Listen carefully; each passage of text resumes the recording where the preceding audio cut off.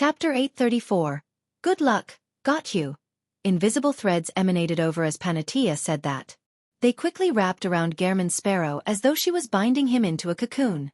At this moment, the figure in a black clergyman robe suddenly turned thin, transforming into a paper figurine covered in metal rust. Klein's figure appeared outside the grayish-white mill as he ran frantically towards the depths of the town. He was a person who had seen the eternal blazing sun's true body and lived. He had a certain level of resistance towards a spirit-body impact and the inclination of a loss of control brought about by a mythical creature form. Furthermore, Panatia wasn't a complete mythical creature. Therefore, even without the gray fog's help, Klein was able to recover from the racking headache. As he suppressed his body's mutation, he sensed that he had been inflicted with ailments. While collapsing, he used his violent coughing as a cover for him to use paper figurine substitutes. Paper figurines weren't mystical items, nor did they have any spirituality. Hence, Klein wasn't afraid that it would trigger a reaction from the core seal behind Cheney's gate. Hence, he had brought quite a number with him. As Klein ran forward, he rubbed his right thumb and middle finger and lit up the flour piled inside the mill. Boom! The flour burst into flames as the mill was sent flying. The windmill outside collapsed to the ground as Panatia's figure crumbled bit by bit in the intense blast and scarlet flames as though she was a mirror. Almost at the same moment, her white-robed figure appeared behind Klein. Her loose, pulled-back hair instantly flared up and wildly extended in Klein's direction. Pa! As Klein snapped his fingers to ignite a tree leaf beside him, he controlled Senor to use Mirror Leap to appear in a window on a two-storied residence beside Panatia. Then, he attempted to make the terrifying woman's eyes reflect Senor's figure to complete the wraith possession. Scarlet flames suddenly leaped up and enveloped Klein's body, making him vanish from where he was as he appeared in a flame tens of meters away. As for Panatia's gem-like eyes, they seemed to hide mirrors that reflected figures wearing an old triangular hat and dark red coat. They overlapped one another and descended into chaos. Klein didn't hesitate to let Senor leave the window, transforming into a werewolf state to charge the demoness. Yes, Klein had already determined that Panatia was a demoness, and she was a demoness at the demigod level. The strands of black hair, as well as the invisible transparent threads, flared up, forming a ludicrous spiderweb that enveloped Senor whose body was covered with thick, short hair. However, just as they made contact, Admiral of Blood's figure instantly phased away, causing the black hair and illusory demoness threads to pass through it. Without being able to touch him, it was obviously unable to bind him. He had taken his wraith form. Humph! Panatia's expression didn't change at all. All she did was produce a harumph. Suddenly, the thick hair strands and illusory threads that made contact with Senor burst into dark and silent black flames. They used spirituality as fuel, turning the wraith into a torch. Pa! Pa! Pa! Senor turned back into a werewolf from the burning as his limbs fell to the ground from the flame injuries. With that, a sequence 5 wraith perished completely. And at this moment, Klein had repeatedly snapped his fingers, jumping into different columns of fire and using his marionette sacrifice to escape deeper into the town. With a few flashes, he had pulled open a gap of hundreds of meters from Panatia. Suddenly, Klein felt his forehead burning hot. His lungs began to heave as he panted loudly and emitted heated air. As he had been hit by the impact of seeing an incomplete mythical creature's form, he had been a little too slow at using paper figurine substitutes. He had failed to swap out his ailment, and he had suffered some of the damage. Klein had originally imagined that he just needed to persist until he escaped Panatia's range of influence, but to his surprise, his condition was worsening faster than he expected. Furthermore, despite having opened up a gap of hundreds of meters, he didn't escape the signs of being infected. Thud! Just as he was about to continue using Flaming Jump, Klein's knees buckled as he collapsed to the ground without successfully snapping his fingers. Immediately, he heard Panatia's pleasant laughter in his ears. Even if you were to escape to the other side of town, there's no way to escape my ailments. You ought to know that back in Backlund, the entirety of East Borough was immersed in the plague fog I created. Apart from the most distant Empress Borough and West Borough, all the other areas were significantly affected as well. She's that Lady Despair who cooperated with Mr. A. She's one of the true murderers behind the great smog of Backlund. Klein felt his mind go adrift as he found himself become very sick while reeling in pain and despair. Although it still wasn't lethal, the irresistible coughs prevented him from using most of his beyonder powers. Panatia walked over as her beautiful eyes were stained with an indescribable color of bloodthirst. It was like a tramp finally seeing a sizzling steak after starving for days. In her hands were what was left of Señor's torso and 2 broken limbs. This was apparently meant to be her stockpile of food. Your finger snap sounded good. I believe the taste of those 2 fingers should be pretty good. Panatia looked at Gehrman Sparrow as he coughed in the distance, speaking with the tone of a raving lunatic. Just as she finished her sentence, she raised her hand and stuffed Señor's index finger into her mouth. She bit down on each segment, producing crushing sounds. Klein watched this scene with a blurred vision. In his grogginess, he felt his fingers also suffering such excruciating pain. At this moment, he knew that Lady Despair Panatia was already partially mad because she had eaten too much flesh from other Beyonders. Although with her knowledge of mysticism, she would have definitely waited for the Beyonder characteristics to seep out before partaking in her meal, the deceased had been trapped in here without any food, making them each other's targets. It was inevitable that they slowly lost their minds as they approached insanity. How could she remain fine eating such meat? Just as Klein was reeling in despair and wondering what method he could use to save himself, he saw the crimson moonlight suddenly turn bright. He saw Panatia's face colored with a look of horror. Without hesitation, she turned around and charged into a nearby building and slammed the door. As Klein felt his illness alleviate significantly, he hurriedly looked up into the sky. He saw that the crimson moonlight was already penetrating the fog, appearing clear as it illuminated the town. His heart stirred as he recalled what Panatia had previously said. He immediately struggled and hobbled into another building beside him without forgetting to lock the door. Once the crimson moon turns clear, there will be changes here. It will become extremely dangerous. Chapter 835. The figures coming and going. After rushing into the building and closing the door, Klein realized that the curtains behind the windows were constantly in a drawn state. Only some faint crimson moonlight seeped in, lighting up the room slightly. He didn't bother making any additional observations as he found a wooden chair and sat down. He attempted to enter cogitation to calm his inclinations towards mutating. Since he had witnessed a saint-leveled Beyonder's incomplete mythical creature form, how could he survive it that easily? This wasn't the mysterious space above the gray fog that came with recovery effects. As Klein was able to withstand mental blows relatively well, he was able to straighten his thoughts out early and prevent himself from losing control, thus allowing him to successfully escape. However, this didn't mean that the problem had been resolved. He sat there, relying on cogitation and his control over his emotions to resist the waves of insane thoughts. During this process, he heard his cheekbones produce crunching sounds. He saw his black hair turn long and thick in an uncontrollable manner as his chest bulged through his clothes while his skin produced granules in the form of meat tendrils. After nearly 30 seconds, Klein finally exhaled and relaxed significantly. He had completely recovered from the effects that Panatia's incomplete mythical creature form brought. He even gained some new knowledge. The level she was at had despair at its core, making her good at creating and spreading plagues.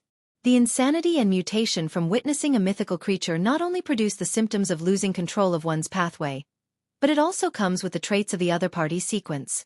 Back then, I was nearly baked by the eternal blazing sun, and this time, I nearly became a demoness. Klein looked down at himself, restoring his skin, chest, and hair to normal. If he wasn't a faceless, aside from letting those meat tendrils sink into his body, he would have to rely on external forces to resolve the problem. Without the time to poignantly sigh or analyze the situation, Klein slowly stood up and cast his gaze towards the tightly drawn, dark-colored curtains as he attempted to figure out his current situation. His expression suddenly changed because he heard rowdy murmurs outside the street. At that instant, he felt that, apart from him and Lady Despair Panatia, the uninhabited town suddenly had many residents. They were loitering across the streets and alleys, greeting one another as they discussed whether to only buy bread or be extravagant and buy a pound of beef.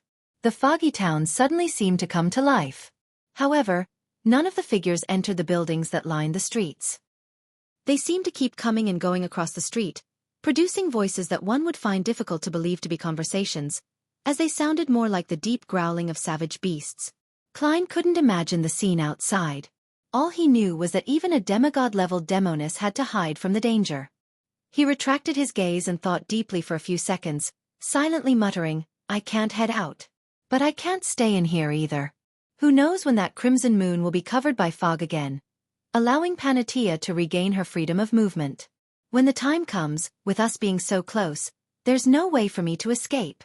But, how do I move without heading out? In his silence, Klein slowly turned his body and faced the pitch-black spired cathedral. According to Lady Despair Panatia, that cathedral was the only place she didn't dare explore. It was as though entering the cathedral was the only way to escape her hunt. Of course, a demoness like Panatia wasn't necessarily speaking the truth, but Klein believed that she wasn't likely to lie regarding such matters. After all, to her, he was her prey, her delicacy. Besides, Panatia back then was using her speech and charm to entice him bit by bit, designing a trap for him so as to capture her prey. With a demigod's confidence, it was unlikely she would reveal information as a bluff. In addition, at such times, speaking the truth was the safest and most reassuring option. There was no need to worry about the prey escaping ahead of time due to the detection of a lie. Unless her half-mad state causes her to habitually lie. Otherwise, it shouldn't be a problem. Klein, who was out of options, quickly made up his mind. He lowered his left hand and made creeping hunger turn transparent. Although he knew that traveling was useless, he still held out hope because this was the point when the crimson moon was at its clearest. There was no obstruction, and it was round like a silver plate. During such times, Mr. Dorr could transmit his shouts into the ears of his descendants from where he was lost. Traveling was enhanced, and anomalies happened, so it wasn't something impossible. Klein's figure rapidly phased away, but seconds later, his body outline appeared again where he stood. I can't enter the spirit world, to the point of not even sensing it. As a beyonder power, traveling only has a third of its uses. It can barely be used as invisibility. Klein muttered silently as he concluded his experiences and lessons. However, he was puzzled about one point. Traveling's phasing away and turning transparent is due to the unique traits of the spirit world, so why would it be effective? Klein pondered for about 10 seconds before he came to a rough idea. Every person must be connected to the spirit world because one's astral projection is located there. It can obtain all kinds of abstract information, which is the reason why revelations can be obtained from divination.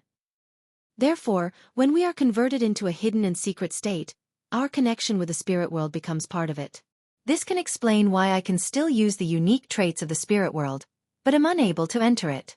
This is because the former had a portion of it hidden away. I didn't have the time to consider it before and had attempted flaming jump. I was met with success, and this also requires the unique traits of the spirit world. After confirming this point, Klein raised his right hand and snapped his fingers, attempting to ignite a half-melted candle in the neighboring building. He wanted to use flaming jump to pass through the neighboring buildings and slowly approach the spired cathedral. Once the crimson moon was hidden by the fog, he would reassess the situation to decide if he would take the risk and hide inside. A scarlet flame was set ablaze in the neighboring building as it slowly expanded and illuminated the surroundings. At that moment, the streets outside suddenly turned abnormally silent. All of the beast-like growls disappeared. The figures that loitered on the street seemed to turn to face the building, using their gazes in an attempt to penetrate the windows. Klein instantly broke out into a cold sweat. He didn't dare to leap over as he instinctively snapped his fingers and extinguished the flame. After a brief silence, the rowdy murmuring sounded again. The indistinct figures continued walking here and there. Only then did Klein heave a sigh of relief. He raised his hand to wipe the cold sweat from his forehead. He discovered that he had unknowingly made several mistakes after entering the foggy town. In such a dangerous and bizarre environment, he hadn't divined if he should light the candle in the neighboring building. My spiritual intuition should have warned me, but it didn't. From the looks of it, after the gray fog was screened away, my spiritual intuition and sense for danger are no longer enhanced. Now, I'm just a little stronger than a marionettist of the same level. I'm far from being crazy powerful. It's because of this that I was incited by Panatia's instigator powers to look at her wound. I didn't receive any premonition for danger, and subconsciously believed that it wouldn't be a problem with a marionette in between us. Klein temporarily didn't have time to have an after-action review of his previous battle. He placed his attention back onto approaching the cathedral without heading out.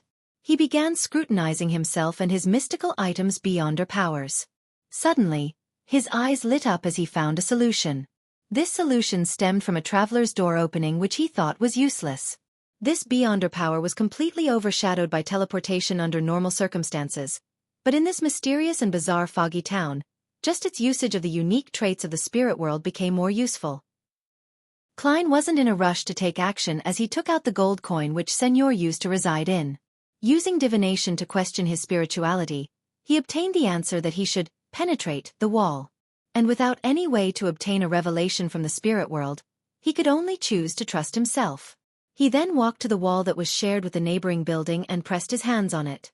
Silently, Klein passed through the stone wall and entered the next building. He followed the terrace houses until he arrived at the final one. According to his initial impressions of the town, he was already very close to the spired cathedral. He didn't need more than 2 flaming jumps to reach it.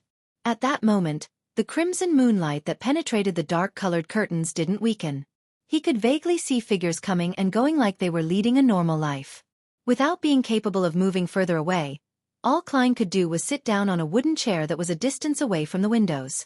It was almost completely dark here with deep, dark shadows. Only at this point did he have the time to recall the details of his encounter with Demoness Panatia. She's actually the murderer that caused the great smog of Backlund. Tens of thousands of people died because of her. Even more people suffered the pain of losing their loved ones. Old Kohler who worked hard to live. Mam Liz who worked hard to raise her 2 daughters. Klein closed his eyes as he lifted his head and took deep breaths. He forced himself to extricate himself from the anger and hatred that suddenly surged in him as he calmly observed the turn of events. Unfortunately, I didn't let Senor wear that flower of blood. Otherwise, he should still be able to put up a struggle. However, there wasn't a choice. While possessing me, wearing a ring corresponding to a rose bishop while entering Cheney's gate would be equivalent to blasting myself apart. Now, the only mystical item I can use is creeping hunger. There's zombie, baron of corruption, desire apostle, and traveler inside. Yes, I should try to see if I can contact the gray fog by praying while the crimson moon is clear. It doesn't work. I can now confirm that even with a marionette between us, I'll still be affected by a demoness charm and incitement. Since Panatia can release a plague on a large scale, why didn't she attack me in secret in such a concealed manner? Instead, she waited until I nearly lost control from witnessing her incomplete mythical creature form and exposed my location before spreading the ailments? She can definitely do it. The Great Smog of Backlund is the best proof. There are 2 explanations. First, it's because I was personally sent here by the angel. This made her place a great deal of attention on me, worried that spreading the plague in advance would be detected by my spirituality. Second, she's afraid of something, so she doesn't dare to blanket the area with her plague. If it's the latter, there are other dangers here. As Klein thought over the matter, he felt his spiritual perception trigger as a chill ran down his back. Almost at the same time, he saw that a deep shadow that blanketed him and the surroundings suddenly shrank, drilling towards his nostrils, mouth, and ears. Chapter 836. Tossing food. At that moment, the shadow seemed to turn corporeal. It was ice-cold and moist, and it instantly bound Klein within it like he was a mosquito in amber. Klein's figure was squashed and compressed as he regressed into a piece of paper, rapidly turning into mush. Paper figurine substitutes. Having sensed the danger ahead of time, he had made timely use of paper figurine substitutes.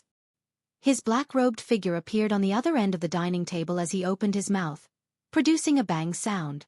At this moment, Klein's mind suddenly turned adrift as he found his surroundings blurry and unclear. He instantly understood what was happening. He had been forcefully pulled into a dream. And with this, he determined one point. His abnormal ability of maintaining his lucidity and rationality in dreams had already solidified and become one with him. There was no need to use the gray fog to do so. After a brief struggle, Klein suddenly snapped awake and saw the shadows in the building slowly surging at him like a tidal wave. Bang! He opened his mouth and produced an extremely mighty air bullet. This bullet struck the shadow, producing a huge swath of white. The shadows around the whiteness immediately receded and filled it to the brim, returning everything to normal once again. Klein took this opportunity to roll to the side and turned his left glove pale with a tinge of dark green. With a clap, the spot he stood at was smashed by a lump of flesh and blood that flew out from the shadow, covering the dark red carpet that was covered with strange mold. In an unobvious manner, Klein had a feeling that he was being weakened. Without any time to think deeper into the matter, he immediately made his feet produce an icy layer that emanated cold air. White frost crept up and rapidly froze the shadow. Underneath the crystalline frost was a squirming and warping pitch blackness, like oil that had its own life. Zombie's ice stun. Klein did another flip and changed his position while making his glove produce black granules that were profound and dark. Right on the heels of that, he straightened his body, and facing the shadow beneath the layer of ice, he said a word filled with foulness, a word that came from the devil language. Slow. Suddenly, Klein saw the shadow squirming slow down. Clearly, it was in an extremely sluggish state. However, his thoughts had also turned sluggish, preventing him from dealing any follow-up attacks. His language of foulness had been distorted, and although it was clearly directed at the shadow, it had been distorted to target the entire living room, hence affecting himself. In just seconds, Klein extricated himself from the slowed state, and without any thought, he lunged for the dining table, picking up a plate with half a piece of steak and throwing it at the shadow. During this process, his left glove remained dark black, but it had a sinister and noble vibe. Bribe. He had used the steak to bribe the enemy, weakening the other party's offensive, defensive, and controlling abilities. At this moment, the figure suddenly shrank back into the corner of the wall, allowing the dining plate to smash and shatter into the melting ice. Then, the figure surged upwards, taking the form of a pitch-black figure with a hooded robe. In the palm of the figure, a transparent and blurry book appeared in front of him. It was accompanied by a distant and indistinct chant. I came, I saw, I record. Just as the chanting sounded, the book rapidly flipped through the pages and produced a burning white spear. Mr. A? Has he gone completely mad? He dares to use fire-related beyonder powers in such an environment? Klein's heart tightened as his thoughts raced. He hurriedly rushed towards his opponent and held his left hand behind him. Creeping hunger was quickly tainted with the dark colors of corruption before condensing a ridiculous great sword that seemed to be combined from scarlet magma and blue-hot flames. Thump! Klein's footsteps were heavy as he bent his back, pulling his shoulder back as he forcefully delivered a strike with his left arm. The muscles on his arm bulged as he swung the sword of lava. The resplendent great sword cleaved down on the fiery spear, sending sparks of white, blue, and red scattering in every direction as they ignited the chairs and curtains. The murmurs outside the street had long vanished. All the indistinct figures had turned over and there was extreme silence. After shattering the fiery spear with a cleave, Klein bent his knee and genuflected, snapping his fingers with his right hand. Pah! The flames in the entire room were extinguished. Klein didn't move any further. He had a nagging feeling that a dense array of gazes were trying to see through the curtains to seek out any abnormalities. The hooded man formed of shadows didn't take any action as well. Although he was acting crazy just moments ago, he seemed to have sensed the inexplicable horror that was slowly approaching. In the dark room with tiny hints of crimson moonlight, Klein was genuflecting while the other was standing close to the wall. It was as though the two of them had turned into stone statues. In the unbearable silence, time passed by abnormally slowly. All Klein did was count 10 seconds, and it felt like an hour had passed. Finally, the beast-like growls sounded once again in a staccato, disjointed manner, and the indistinct figures outside began walking again, returning back to the streets. Almost at the same time, Klein obtained initial control of his target's spirit body threads. The hooded man's actions of pouncing forward instantly turned sluggish. Without any hesitation, Klein bent his body and circled the area, preparing to take advantage of his opponent's delay to disrupt any of his subsequent counterattacks and slowly turn him into a marionette. At this moment, his nose suddenly felt an itch as he couldn't help but open his mouth. Achoo! Klein sneezed and lost his control over the spirit body threads. Furthermore, his throat began to hurt as mucus began to take form. He had caught a cold. He actually caught a cold in the intense battle. After suspecting that his opponent was Mr. A, Klein had actually been wary against a demoness ailment based on his past experience when fighting Mr. A. He had been placed at a significant disadvantage back then, but in a battle that didn't give him time to think, he had made a mistake. His constitution had long weakened due to the plague from the actual demoness, Panatia. He had no way to wait until the marionette conversion completed. He didn't even have a chance of obtaining a deeper level of initial control and use air bullets to deal a lethal strike. Achoo! As Klein sneezed, he rolled away. Meanwhile, he switched creeping hunger to the Baron of Corruption state and attempted to use his distortion powers to reduce the effects of his cold. Of course, thanks to his bribe from before, his condition wasn't too serious. All it did was affect his control over the spirit body threads, and not make him incapable of fighting. While rolling away, Klein noticed from the corner of his eye that his opponent was leaving his shadowy state. The hood slipped backward, revealing a face that looked beautiful like a female. It was none other than Mr. A.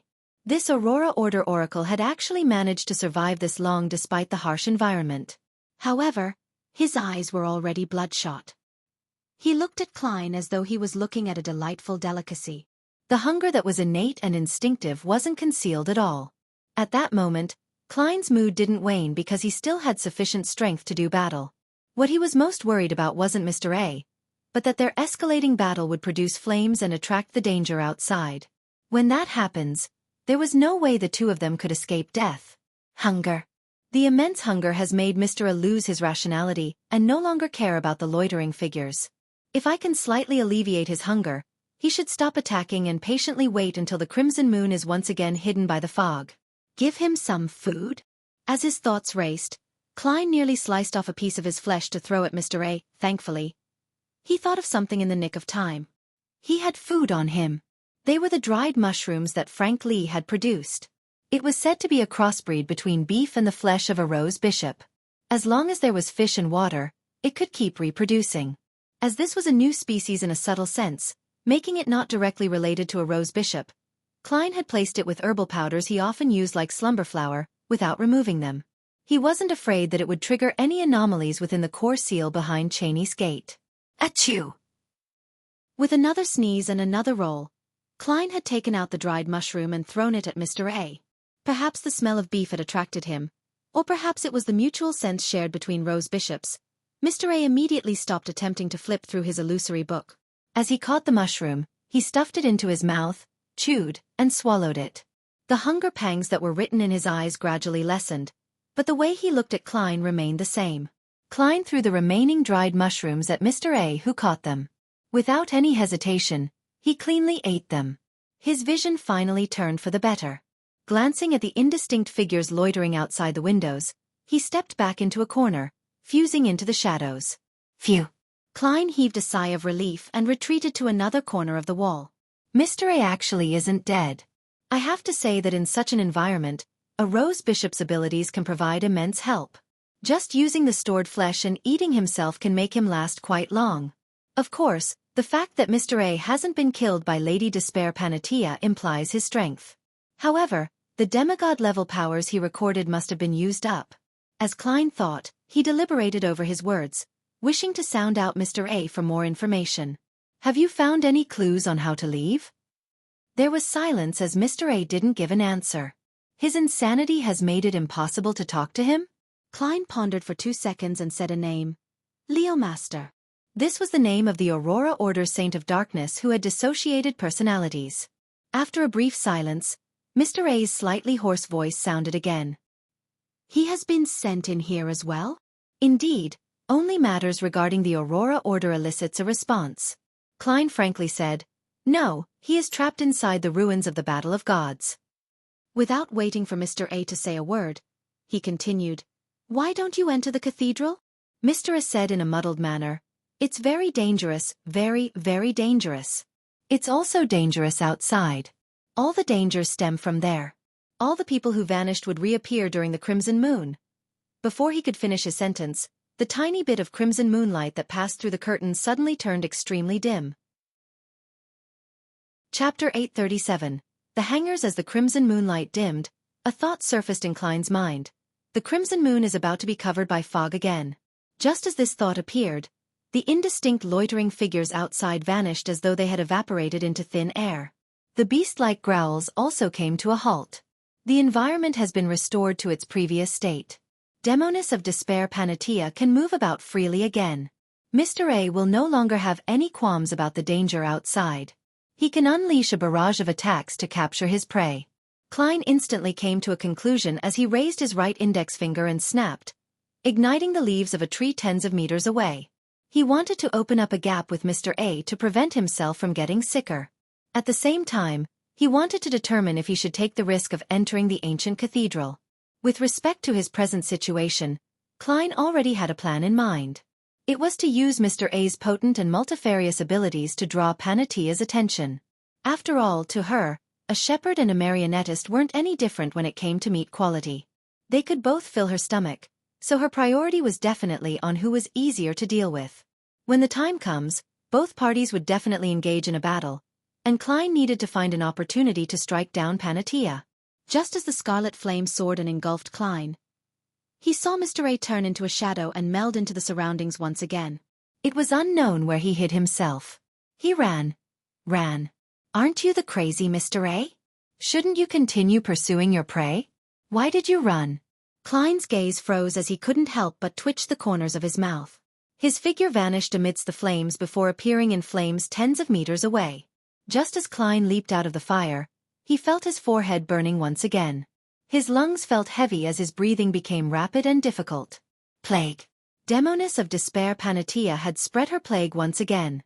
To Klein, this beautiful lady in a pure white robe had already floated somewhere in midair at some point in time, walking towards him. Beneath her feet were countless transparent and thin lines that formed a spider's web. They were connected to the surrounding buildings and trees, fully covering half the street. In the eyes of this demigod-level demoness, the intense hunger pangs were gone. The obvious bloodshot look in her eyes wasn't there, and the way she looked at Gehrman Sparrow was one of insanity and teasing.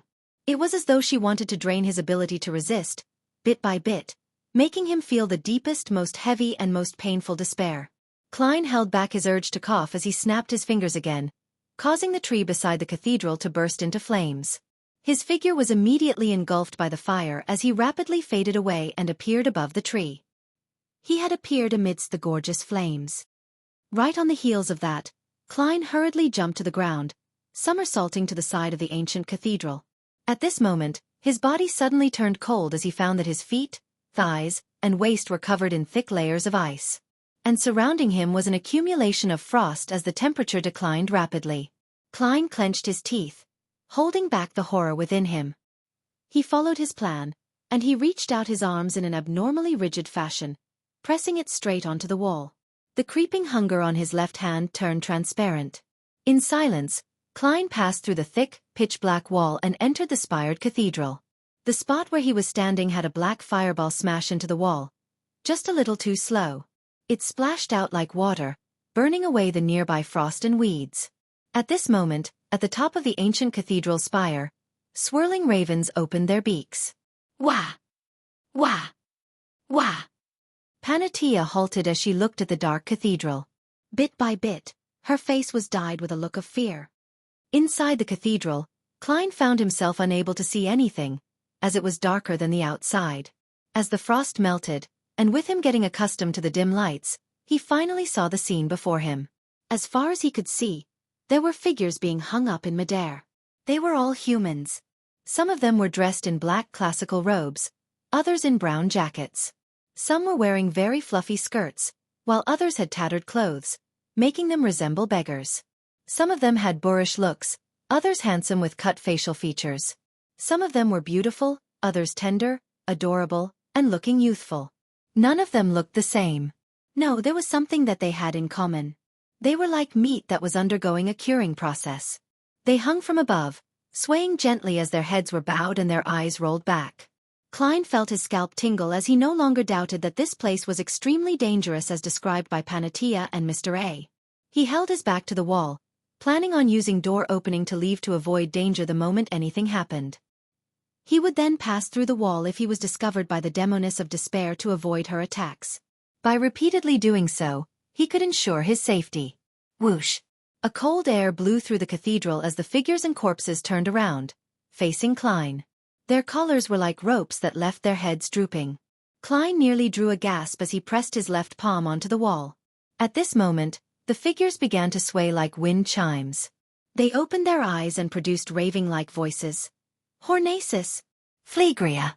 Hornacis! Phlegria! Hornacis! Phlegria! The voices resounded into one, drilling into Klein's ears as he found it abnormally familiar. This was the raving that he had heard during his advancements in the past.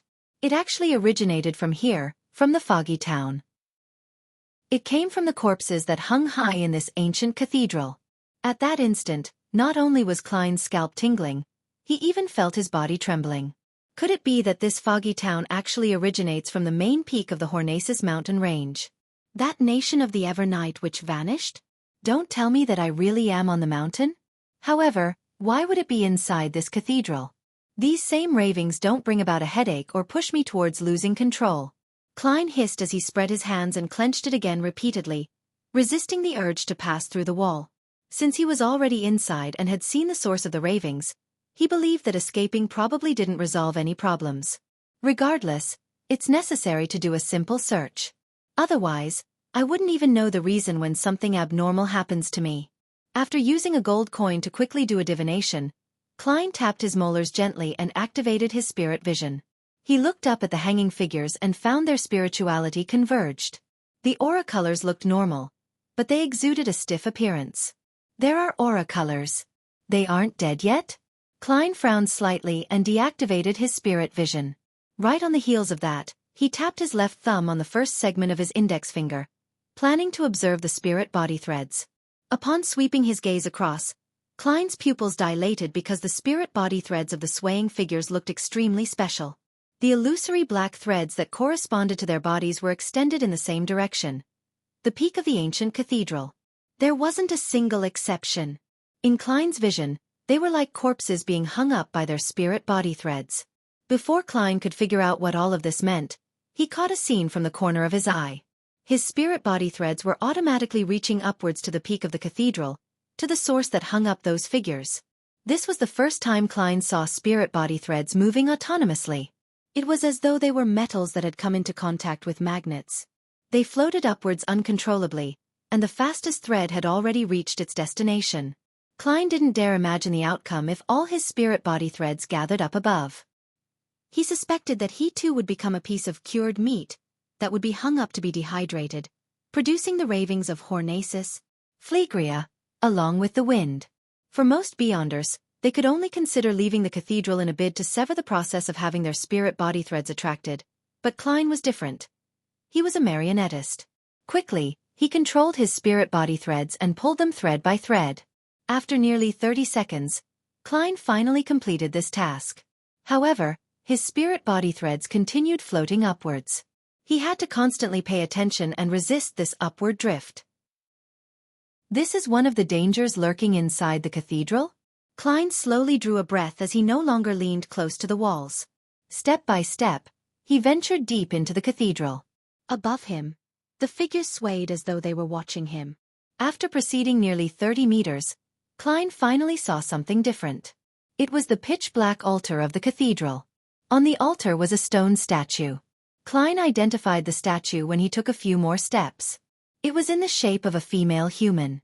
However, her hips and ribs had two beast legs growing out from each one of them. These limbs were covered in short, thick, and firm black fur. In addition, the statue was surrounded with black bands that seemed to reach out like tentacles. At the statue's feet, there were souls sleeping as though they were holding her up on a pedestal. Klein shifted his gaze and looked at the statue's head and saw a beautiful face. Klein's gaze froze. That face wasn't unfamiliar to him, because he had been sent in here by that entity. This stone statue's appearance was identical to the Eraser Angel under St. Samuel Cathedral. She is actually related to this place. That's right. The people she erased are sent here, so it would be odd if she's not connected to this place. What's the connection between her and the fourth epic's nation of the Evernight on the Hormesis mountain range?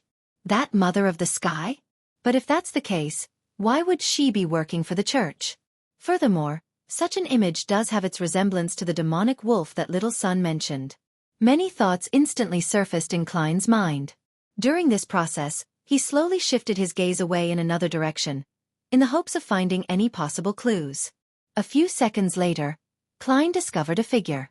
It wasn't hung in midair but was seated diagonally behind the statue.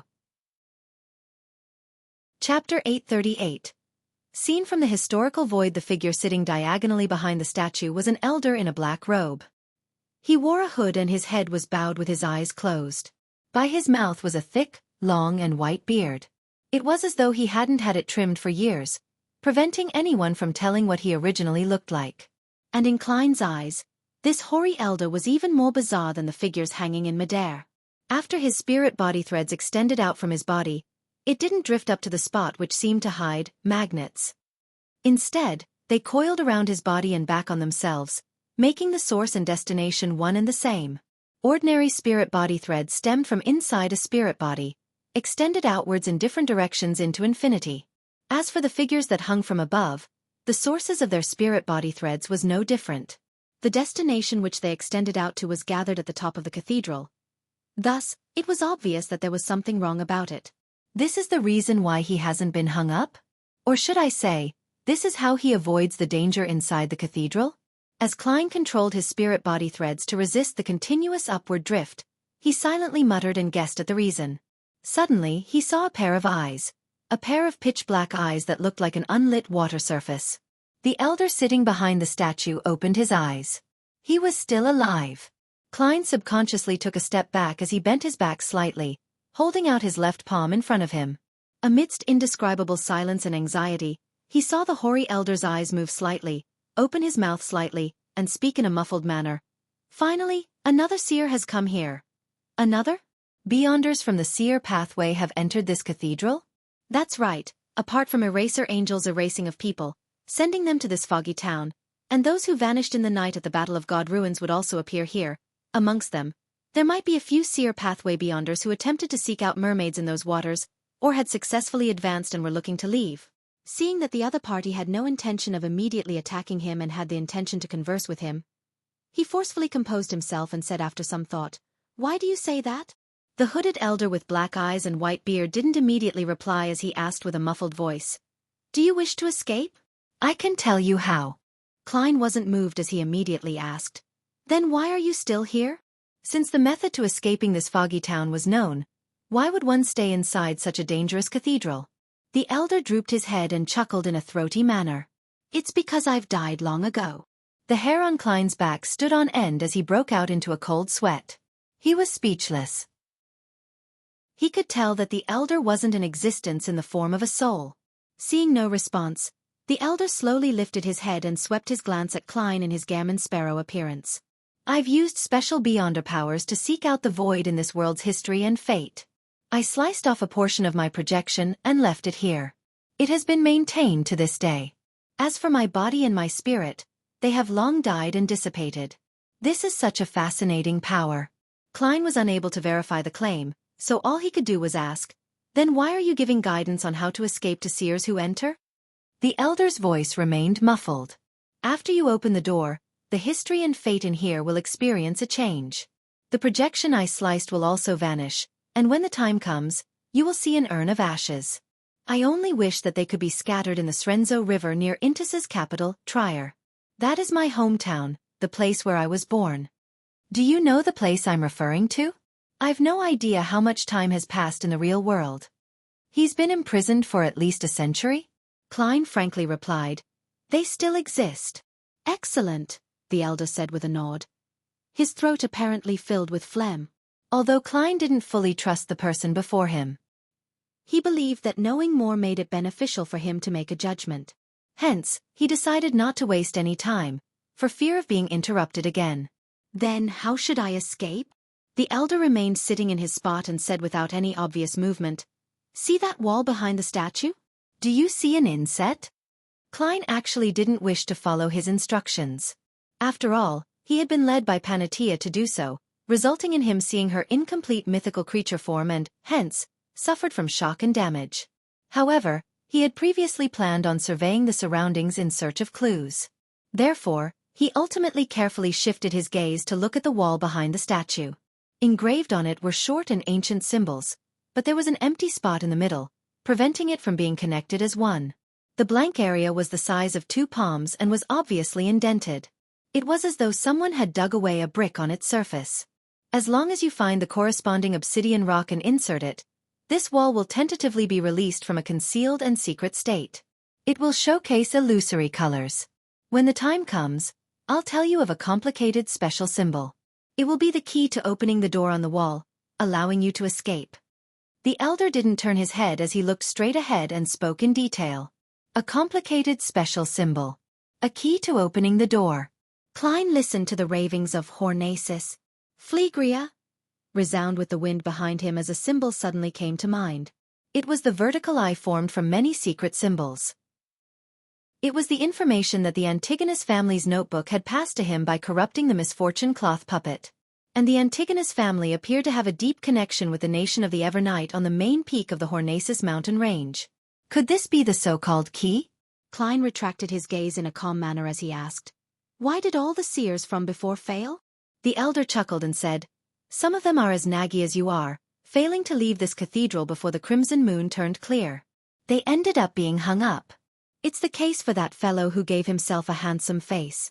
Likewise for the lady with flawless features." Klein was nearly rendered speechless by the elder's jibe. However, he also learned something.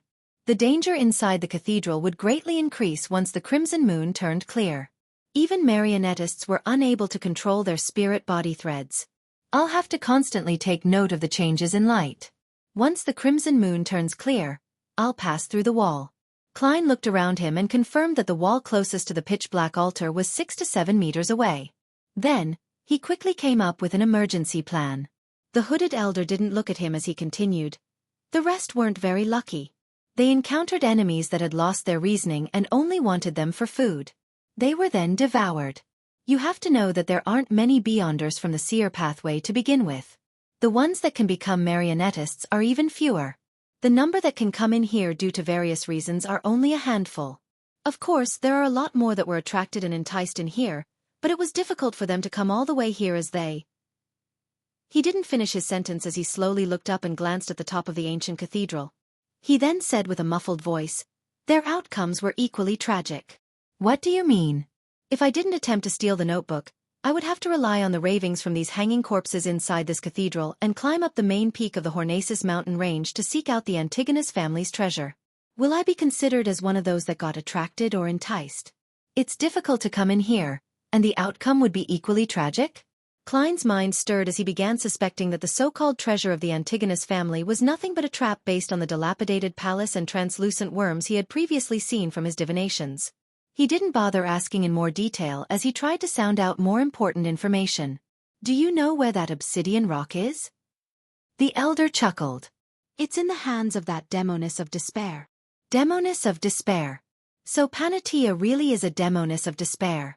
Klein had previously addressed Panatia inwardly as such, but that was because he knew that she was called Lady Despair, as well as him being certain that she was a demoness. Hence, he had simplified the two tidbits of information and given her such a nickname.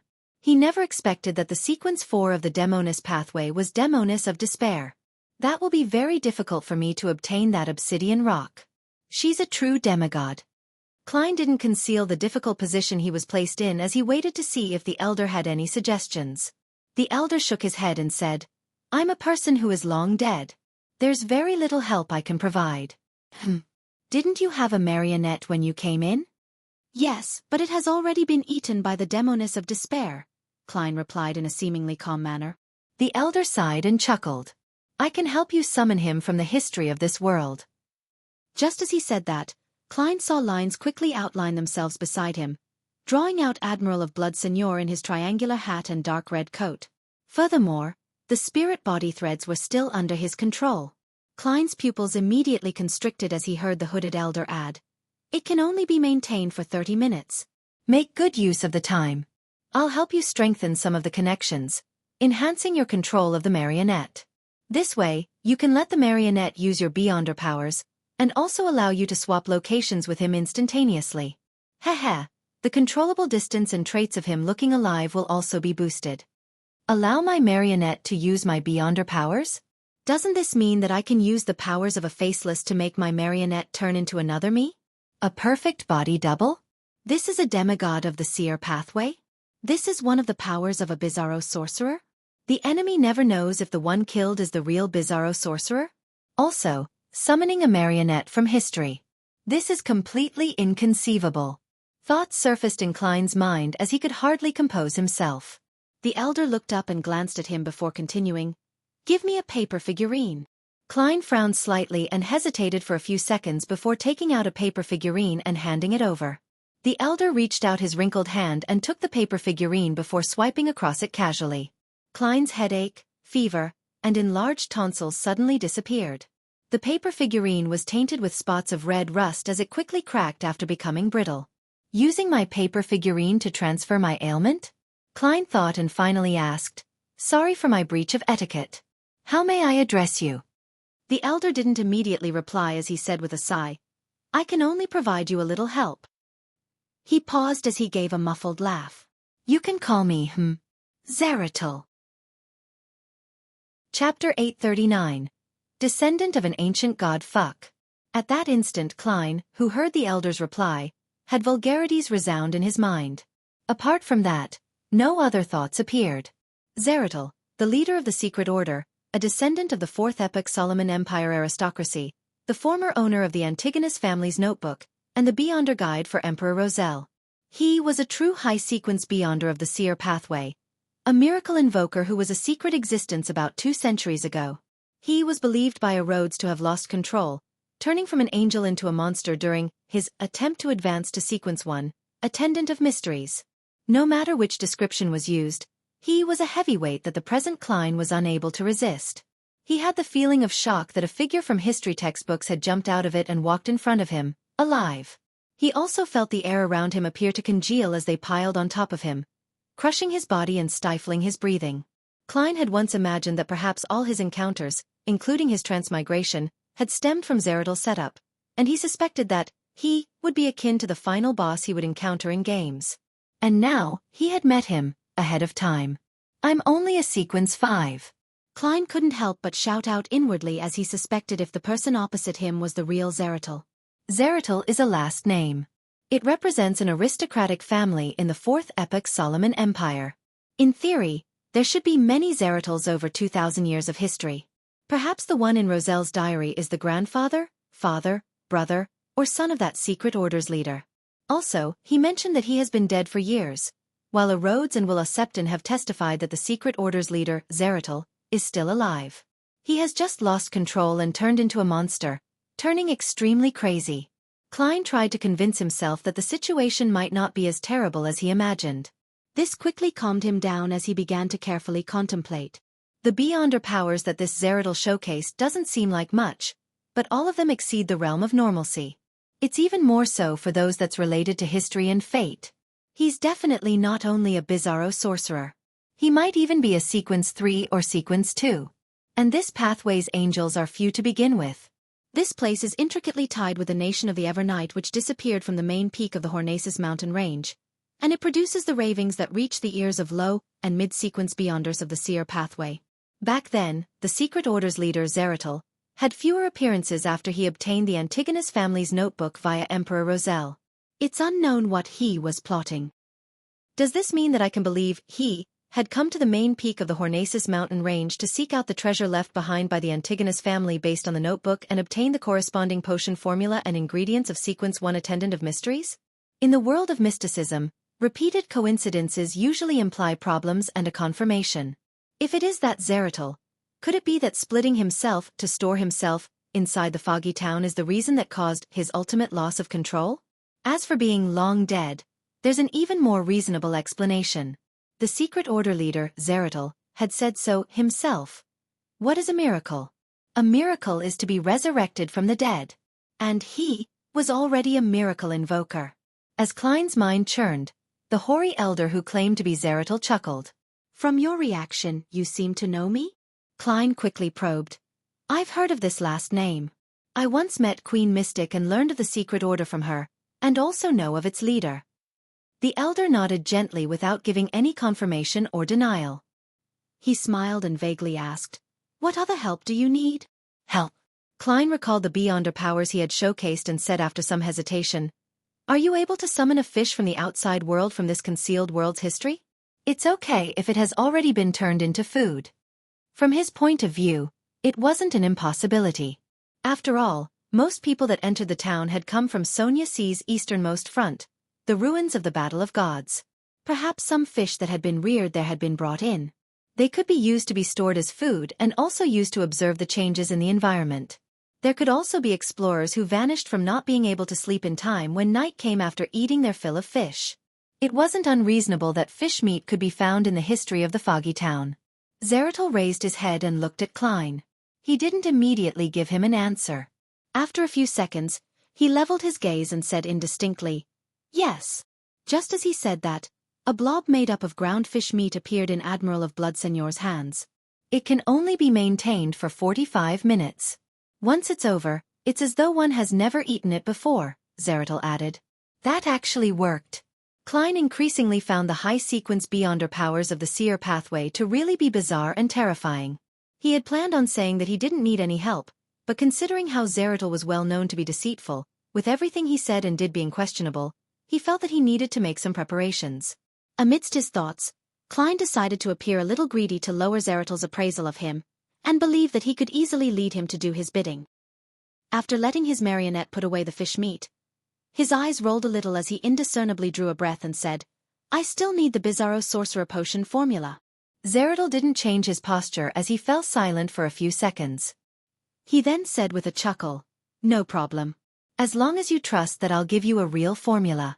After you return with the obsidian rock, I'll hand over both the Bizarro Sorcerer Potion formula and the symbol needed for opening the door to you." Sigh, that isn't something that I need to care about. All that matters is that you scatter my ashes back into the river in my hometown. After Klein listened in silence, he couldn't help but ask, "You have a very high level. The ashes you leave behind will contaminate the river and create countless monsters." Zeratul laughed upon hearing that. Very meticulous. However, there's nothing special about my ashes. I've lost them long ago. As he spoke, he looked up again and glanced at the peak of the ancient cathedral. He's hinting that his beyonder characteristics and body specialness had been absorbed by the magnet above? Klein pondered over Zeratul's meaning as he pressed on matters regarding his beyonder pathway. What's the sequence 3 potion name after Bizarro Sorcerer? Zeratul's beard moved slightly as he said, "Scholar of Yore." Scholar of Yore. Although it sounds like a relic that's already dead and dug out from a tome, Zeratul has repeatedly mentioned history. The corresponding beyonder powers are fascinating.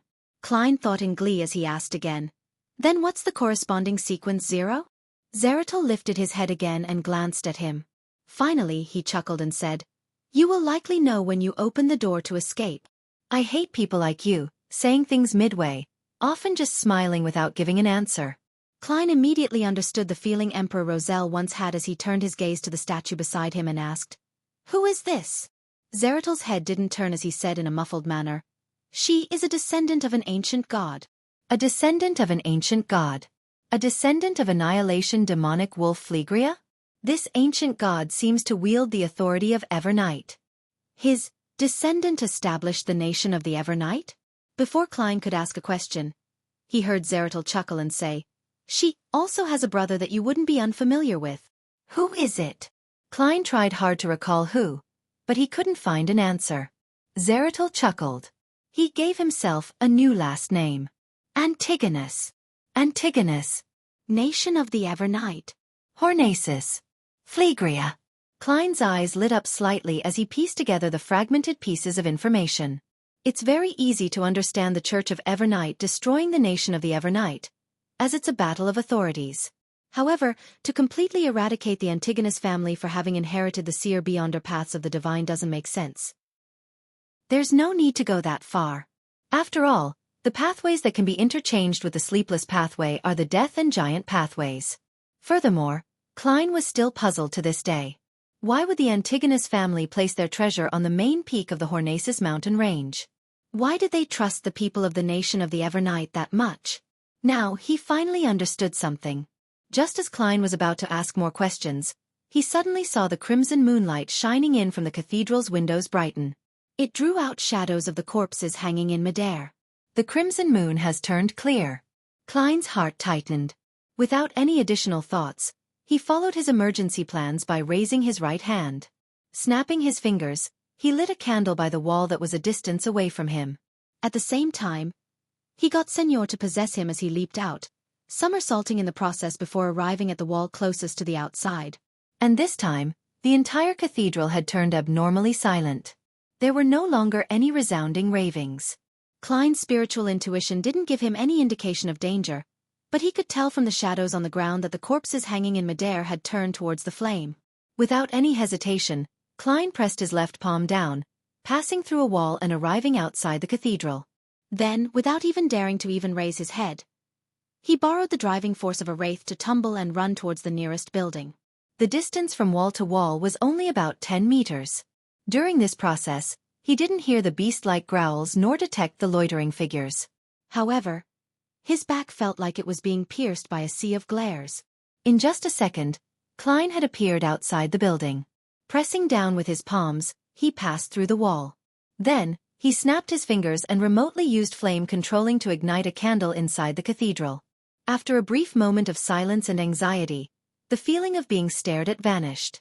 Beyond the tightly drawn curtains, figures began to appear as they began loitering. Chapter 840. Using his advantage with all the abnormalities vanishing, Klein heaved a slight sigh of relief. He began to observe his surroundings. Then, he selected a shadowy spot that wasn't too dark due to the faint moonlight. This was to prevent himself from suffering any sudden attacks.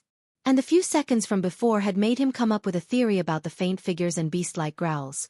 They were previously corpses that were hung inside the cathedral, producing the ravings of Hornacis.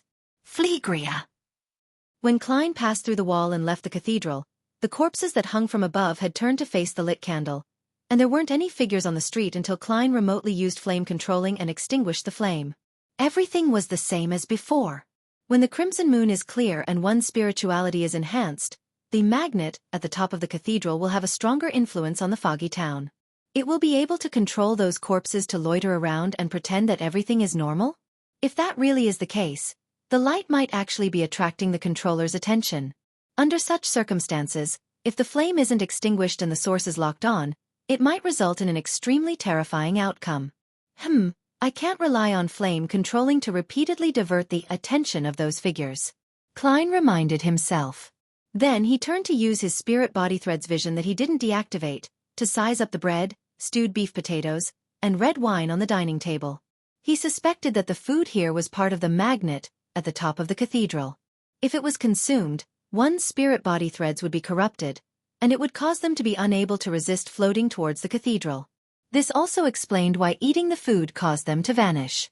They ended up being hung up to dry in the cathedral and be let out to walk, when the crimson moon turned clear. This matched Mr. A's description of the vanished people's reappearance under the bright moonlight. At a glance, Klein discovered that the food was like living beings. They had spirit body threads extending out, reaching towards the ancient cathedral. The most special point about them was that they had only one spirit body thread, obviously being different from the dense, countless spirit body threads of a normal living creature. Indeed, it's close to my theory. After obtaining some validation regarding his theory, Klein retracted his gaze and considered how to deal with Demoness of Despair Panatia. Beside him, Wraith Senor in his ancient triangular hat and dark red robe appeared. This marionette's bones cracked as his face squirmed. Soon, he turned into Gehrman Sparrow. This was a marionette using the powers of a faceless. Klein observed his double for a moment and realized that there were some flaws. The clothes couldn't be changed, and if he concealed them with an illusion, it wasn't possible for him to fool a demigod-level Demoness of Despair. Even Mr. A might not fall for it. After some thought, he made Wraith Senor take off his clothes.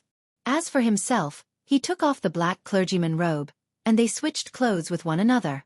While wearing the clothes and hat, Klein's expression turned odd. Over the past 2 months, the marionette had been wearing the same outfit. It had been down the sewers and experienced an explosion, so there were all sorts of smells mixed into the clothes. It wasn't a pleasant smell. Sigh, my present suffering is all a result of my laziness prior to this. Klein sighed silently as he completed changing his appearance. He had turned into Gehrman Sparrow dressed as a pirate captain. At this moment, Senor had also changed into the black clergyman robe. His aura was spirited and no longer cold. He looked no different from a living person. Klein deliberated for a moment and took off Creeping Hunger, allowing Admiral of Blood to wear it on his left hand. This way, the marionette was the perfect copy of Gehrman Sparrow.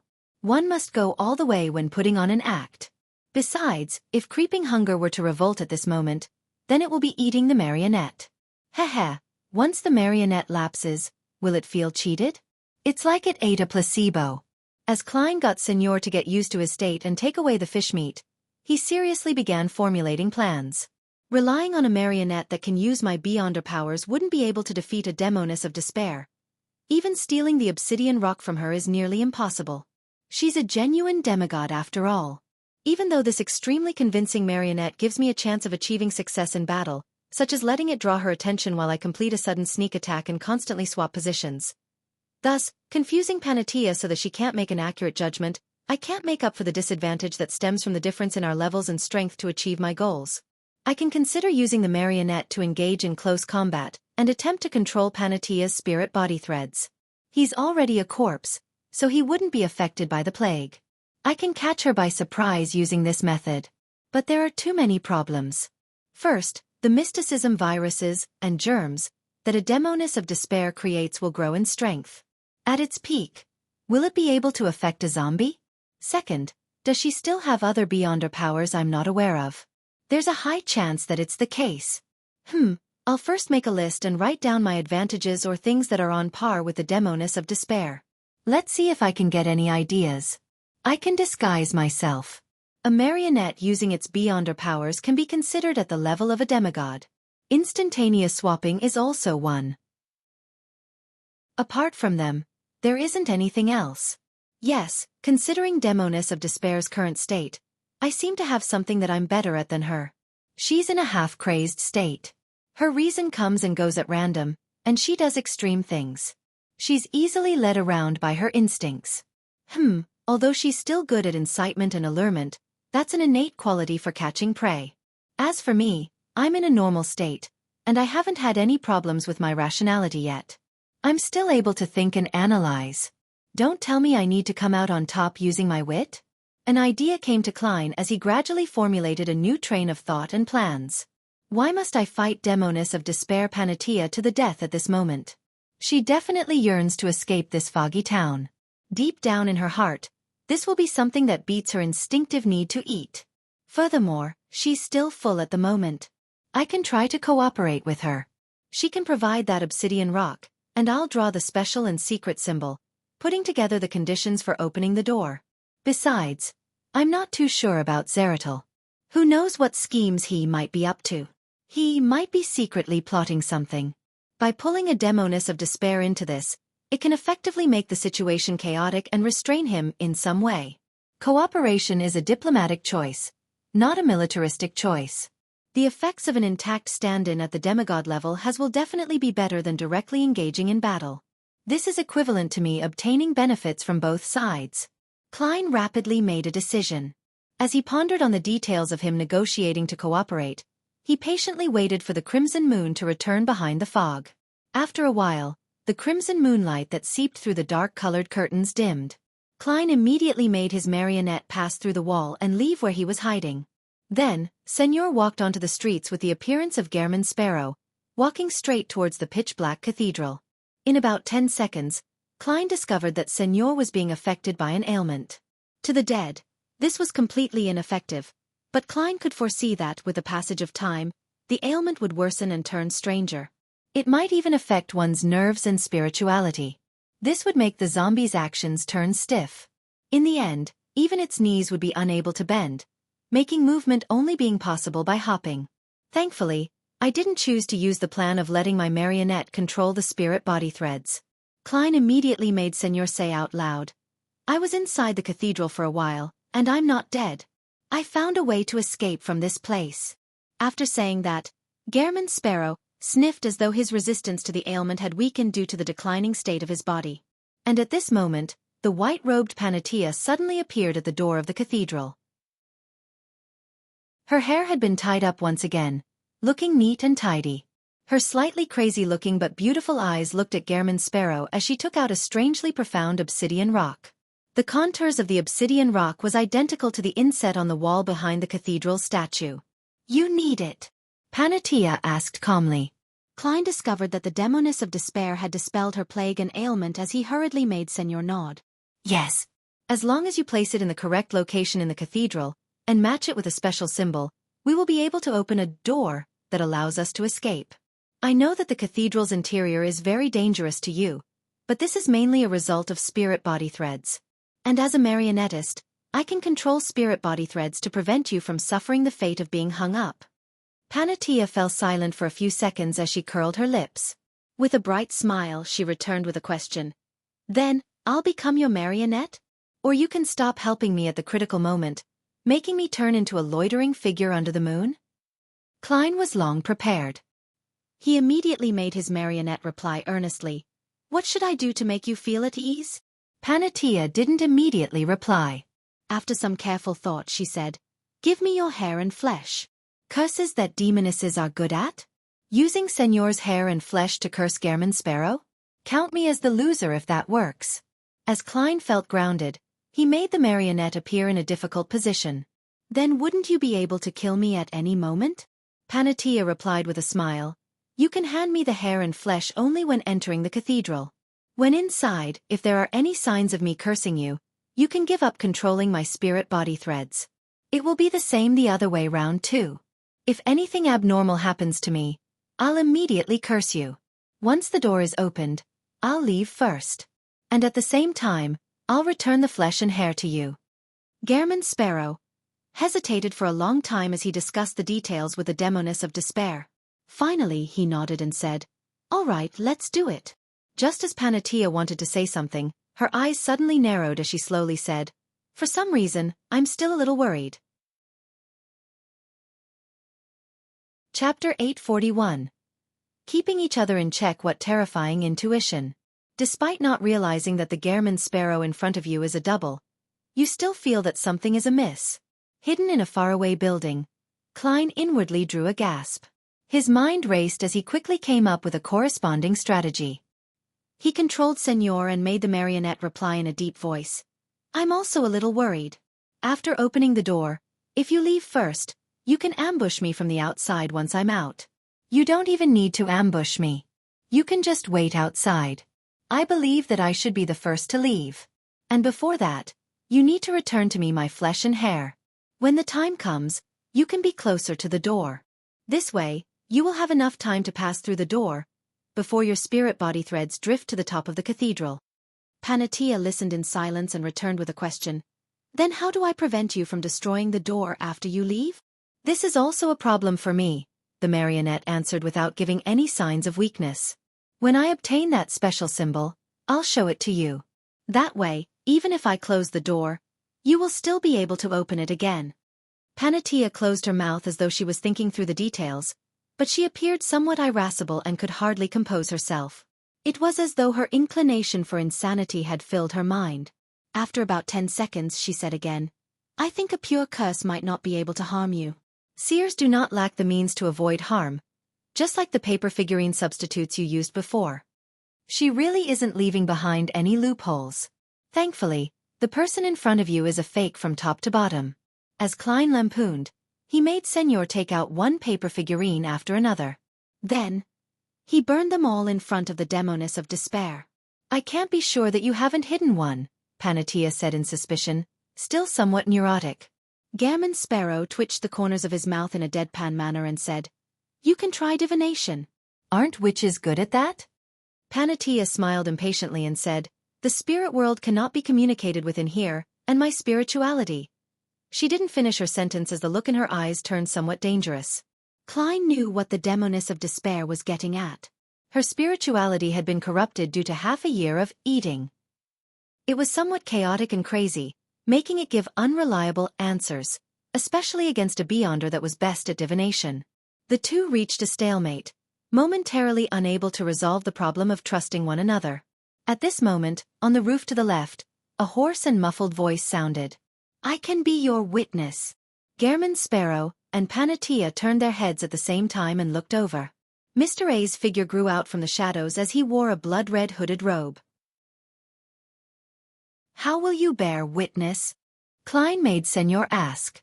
Mr. A pulled down his hood and said with a deep chuckle, I'll use flesh and blood magic to drill into your body and control your condition.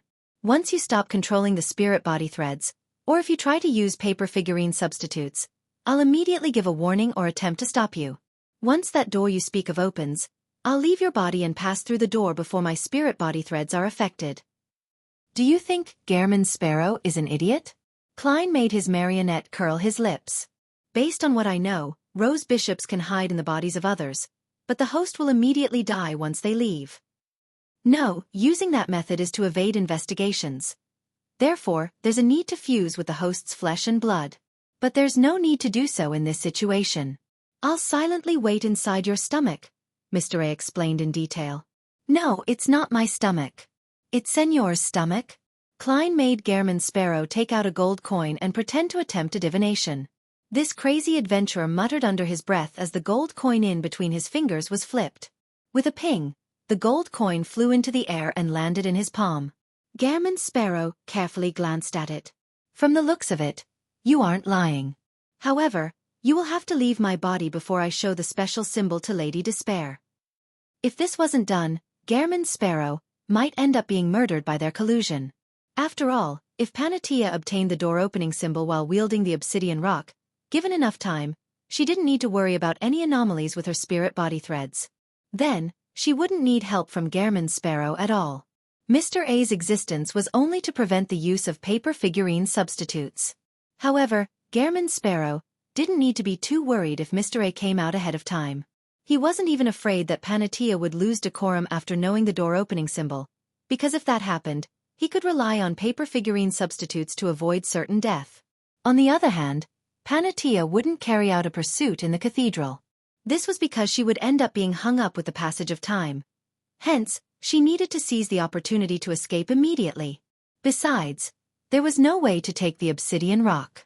Gairman Sparrow would then have no chance of any subsequent escape attempts.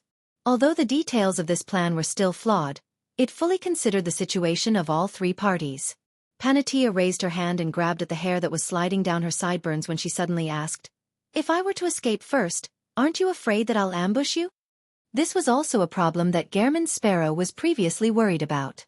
Klein immediately made his marionette curl his lips and say, "I'm afraid.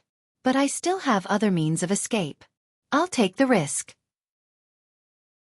Panatia took 2 steps in an irritated manner before finally saying, "We shall do it as agreed then." After making up her mind, her smile became extremely relaxed. "You really are a special man, a man that made me see hope. After we leave, I don't mind letting you experience what extreme pleasure is if you aren't afraid." Gairman Sparrow shifted his gaze away with great effort before looking at Mr. A. "I have no more questions." With a sound of howling wind, Mr. A flew down and landed not far from Gairman Sparrow. His figure, along with his clothes, rapidly melted away, turning into a sticky glob of flesh and blood. Right on the heels of that, the flesh and blood piled onto one another and kept compressing into a tiny stream that had the thickness of an arm. Then, it flowed towards Gairman Sparrow. Far away in a building, Klein felt somewhat disgusted as he retched. Then he made Gairman Sparrow open his mouth. The flesh and blood stream climbed up the marionette's body and drilled into its mouth. The slightly warm but slippery feeling passed through the gullet and entered the stomach. It's heavy. However, Mr. A's flesh and blood is helping to hold up the stomach, preventing it from sagging too much. Klein inspected the marionette and made him look up at the shrouded crimson moon and say to Panatia, "Let's begin." "All right." Panatia, who could hardly withstand her urges, impatiently walked towards the cathedral's entrance. Klein made Gairman Sparrow follow by her side and first plucked off his hair before making 2 meat tendrils grow out from his arm before ripping it out. It made blood gush out. If someone very familiar with me were here, they would definitely notice a problem because I can't deal harm to my own body so decisively. Perhaps in the eyes of others, the crazy adventurer, Gairman Sparrow, can probably do such a deed easily. As Klein noticed a problem and gained experience from his conclusion, he made the marionette pass through the ajar main door of the ancient cathedral. He then handed the hair and flesh to Panatia. Panatia slowed down her pace as she took out an ugly palm-sized puppet and wiped the flesh over it and tied the hair around its thin neck. She held the cursed puppet in one hand and finally stepped through the cathedral's door. Klein immediately got Gairman Sparrow to control their spirit body threads. As for Mr. A, as he had overlapped with the marionette, it wasn't too much of a hassle. Even I can do it. With the powers showcased by Zeradal, he totally has the capability to help Beyonders that are not from the seer pathway to resolve the loss of control over spirit body threads in the cathedral. This way, as long as he wants the Demoness of Despair to enter, he could have opened the door a long time ago. Why didn't he do it? He is unable to communicate with others beyond the cathedral. That's why seer pathway beyonders who aren't marionettists or higher can't walk to him. Klein used his marionette senses to analyze the situation remotely. And inside the cathedral, the corpses remained dangling in midair. Their heads were bowed and their eyes were rolled back. From time to time, they would sway with the wind, producing the ravings hornasis. Phlegria. When Panatia saw this scene, her body instantly stiffened, but she quickly composed herself. Together with Gehrman's sparrow, they walked under the gazes of the hanged. Before long, they saw the pitch-black altar and the statue of the ancient god's descendant. Zeratul remained sitting diagonally behind the statue, wearing a hood and sporting a white beard. When Gehrman's sparrow and Panatia approached, he slowly lifted his head and chuckled. Very good. Beyonders from the seer pathway need to know how to use their brain and not always think of fighting. He seemed to have foreseen that all of the paper figurines of Gehrman's sparrow would be destroyed. He directly reached out, his wrinkled palm, and grasped at something. His grab pulled out a yellowish-brown goatskin and a quill filled with ink and a bottle of ink. This made Panatia involuntarily twitch her brows. Zeratul picked up the quill and scribbled words and symbols before rolling it up and handing it to Gehrman's sparrow. That's the door-opening symbol, as well as the Bizarro sorcerer potion formula you want. They can only last for 45 minutes and cannot be taken out. Klein avoided the demoness of despair and unfolded the goatskin, allowing the potion formula and the door-opening symbol to appear before his eyes.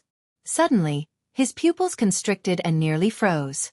The door-opening symbol and the symbol provided by the Antigonus family's notebook via the misfortune cloth puppet were mostly the same. It was a vertical eye made up of many mysterious labels. However, there were tiny differences in the details.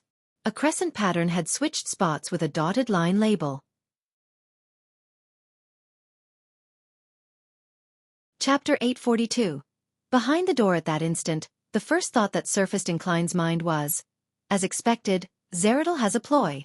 Right on the heels of that, he was thankful that he had obtained the correct door-opening symbol from the Antigonus family's notebook ahead of time. With this newfound confidence, he didn't panic and become at a loss. Zeratul returned the quill and ink bottle to the past, and he lifted his head. Scanning Gehrman's sparrow and Panatia, he said with a sigh. All the conditions are in place. You can now open the door. Upon saying that, he fixed his gaze on Gehrman's sparrow and chuckled. Don't forget to take my urn with you. Just as he said that, his entire body suddenly crumbled into countless points of light and scattered into the surroundings, fusing into the void. It was as though he had long rotted and turned to dust. Left in the spot where he was sitting, there was a tin urn. Its surface had ancient patterns that didn't look anything special. Klein made Gehrman's sparrow take 2 steps forward, bend down, and pick up the tin urn. He found it heavy, nothing like something that was fake. He used the hand holding the goatskin to open the lid and saw that it was filled with grayish-white powder and particles. It didn't have a lustrous glow. It really is just ordinary ashes? Then who helped cremate Zeratul? He cremated himself? After Gehrman's sparrow closed the lid, he casually used this goatskin-wielding hand to take out a piece of flesh from a pocket and swallowed it. Panatia noticed this action as she squinted her eyes at him as though she was asking what he was doing. Klein stuffed the fish into the marionette's mouth as he deliberately adjusted his breathing and said, I'm a little nervous. I'm not sure if this door-opening symbol works. Panatia had already confirmed that he was eating ordinary fish meat. Although it looked somewhat disgusting, the half-crazy her had lacked the patience to make a further distinction. She moved her gaze away and looked at the urn and smiled. If it's useless, we can share it. I'll have 1 scoop a day, and it will last a very long time. This demonist's mental state is really abnormal. Klein silently sighed. Passing by the eraser angel statue suspected to be the mother of the sky, Gehrman's sparrow came in front of the wall. Then, he turned his body to the side and pointed to the inset and said to Panatia, place that obsidian rock inside.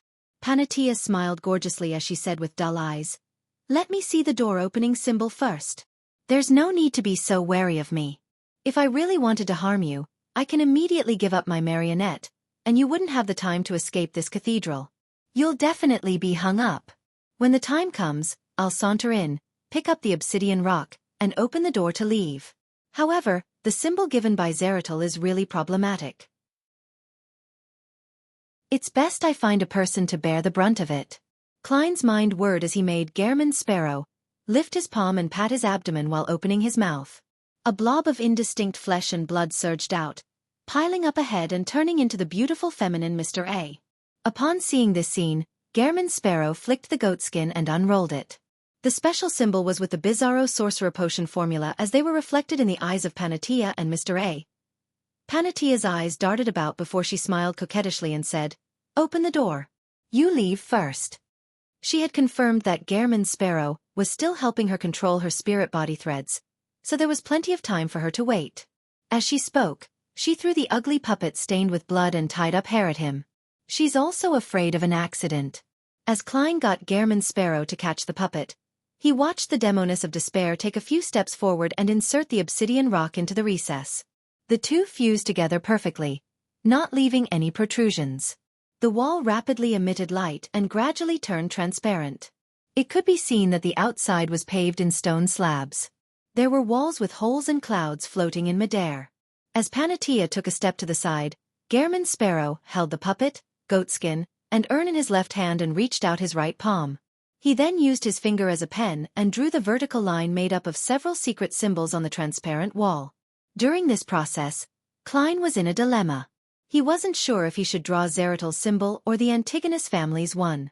Although he believed that Zeratil was problematic and had a scheme, he felt that he had belittled this powerful figure after calming down.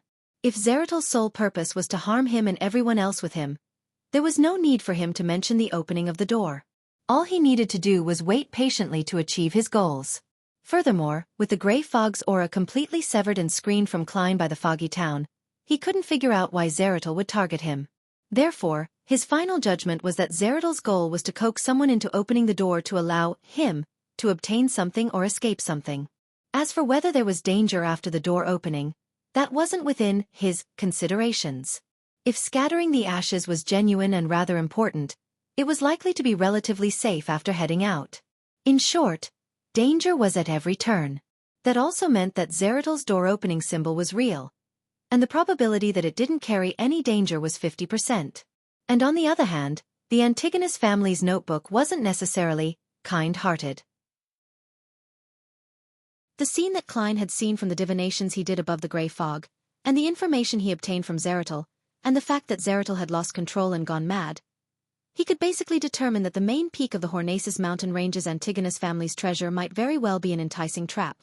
Then, whether there was any latent risks in the complex picture provided by the notebook, that was something that needed consideration. On the one hand it's a tiger, and on the other hand it's a wolf. It's the ultimate choice of the lesser evil. Also, the Antigonus family's symbol is for entering the treasure trove. It doesn't mean that it can be used to leave. As Klein contemplated, he didn't stop drawing while he quickly approached the part which was different. At this moment, he stole a glance at Panatia and discovered that her eyes had a glint in them as she wore a smile. It felt like she had the urge to try. If she's normal, as a senior instigator, she should be able to control her expressions. Besides, she just saw the door opening symbol as well. Klein's heart stirred as he let the marionette draw the symbol provided by Zeratil. Soon, the complicated vertical eye was drawn. Pure light enveloped the area as they traversed the patterns and finally gathered together. Amidst a spectacular blast of light, an illusory double door filled with secrecy appeared on the wall. Due to the push from Gehrman's sparrow, it slowly opened. Behind the door was the ancient stone tiles and hole-ridden walls they had previously seen. Everything was very silent and there were zero abnormalities. At this moment, Panatia's figure suddenly shattered, turning into mirror fragments. At the same time, the lady in a pure white robe appeared in front of Gehrman's sparrow and passed through the door. And in her hand, there was an additional ugly puppet stained with blood, its neck coiled with a strand of hair. As for the one in Gehrman's sparrow's hand, it had degenerated into a piece of glass. In terms of magical illusions, a demoness of despair was several times superior to Klein. After Panatia passed through the door first, she half turned around and faced Gehrman's sparrow, revealing a crazy and teasing smile. Black flame soared from her palm as she ignited the puppet. At that moment it was as though she was saying, "Despair! Plunge into the deepest pit of despair just as hope arrives." Only then did Klein realize that the curse couldn't be diverted or weathered by paper figurine substitutes. Panatia immediately turned around, preparing to depart from the foggy town and the ancient cathedral, afraid that an accident would happen. At that moment, her eyes suddenly froze. Her body crumbled, transforming into one mirror after another. However, she wasn't able to put a distance further than 10 meters between her and the door. In just a second or two, Panatia let out a sharp cry as invisible threads and thick, black hair curled around her, binding her within. Her exterior was covered in black flames as she froze into layers of ice. Suddenly, all of this disintegrated. Demoness of despair. Panatia's eyes effused clear, deep despair and regret. Her expression rapidly turned stiff as her neck seemed to be held up by an invisible hand. Her entire body rose into the air and hung there, her eyes rolling back bit by bit, but her looks remained immaculate. On the side of the door, Gehrman Sparrow's body had been enveloped in black flames and began melting like wax. As for Mr. A, who had planned on flying through the door, he began retching, vomiting one fresh mushroom after another. His body began to sprout mushrooms as if a drizzle had just passed. Before Gehrman Sparrow lost his vision, the scene behind the door pulled close, presenting an empty foyer. No, it wasn't empty. Hanging in midair were even more corpses. They were of all ages and sexes. Some were dressed exquisitely, others gorgeously, ancient, or casually. These corpses were like the ones hanging in the cathedral. They all floated up as they came and went as though they were acting in a grand musical, accurately reflecting a musical of the daily lives and details a town should have. Klein saw that, behind these hanged corpses, there was a transparent and slimy tentacle. It was covered in complex patterns with secrecy hidden within. It was as though it could drive anyone crazy. Countless tentacles extended deep into the foyer, and there sat an ancient, huge stone chair. Its surface was inlaid with dull gold and gems. Klein tensed up as he didn't hesitate to close his eyes and cut his connection with the marionette. In his mind, the scene that he had seen from his previous divinations surfaced. Seated on the huge chair were countless translucent maggots that clustered together. They squirmed slowly as they grew freely, extending out nearly invisible tentacles. And the final scene that was embedded in the marionette's vision was at the bottom of the ancient chair. A tarot card sat there silently. Its surface was also that of Roselle. The emperor was wearing a gorgeous head accessory and colorful clothes. It held a stick with luggage hanging from it as though he was on a long trip. He had a visionary look, and beside him was a puppy. At the corner were shiny words, Sequence 0, the Fool. Chapter 843, Magical Mushroom, Sequence 0, the Fool. After discerning the words on the tarot card, Klein once again felt the same feeling he had when he heard Zeratul say his name. At that moment, he felt the strong call of destiny. He felt that everything had been arranged from the beginning, just like 0-08. He began to suspect that his original judgment, believing that the female beast tamer from the traveling circus that had visited Tingen and performed a tarot divination for him wasn't an ordinary person. As his thoughts raced, Klein viewed it from another angle and came up with a new idea. Gradually, he stopped being that horrified, fearful, and depressed. Perhaps it wasn't a machination but the changes that I brought about myself. This is because of the ritual that resulted in my transmigration. I had a connection with a mysterious space above the gray fog. Fate would naturally be affected as a result. More precisely, as a visitor from another world, I never had my fate here. The current trajectory I've taken is a result of my character, the encounters of the original Klein, the influence of the gray fog, and the surrounding environment. The mysterious space above the gray fog is clearly strongly tied to the seer pathway. And this pathway's sequence 0 is the Fool. When projected into reality, and in front of a divination, I'll definitely get the Fool as my card. Similarly, this resulted in me later using the Fool as my name. Klein's mood calmed down bit by bit, believing that this was the most plausible explanation. Using Occam's razor to eliminate all presently unknown factors, I can still obtain a reasonable explanation. That means that it's quite likely to be the case. Klein forced himself to stop thinking about questions he couldn't provide certain answers to. He then turned his attention to what had just happened.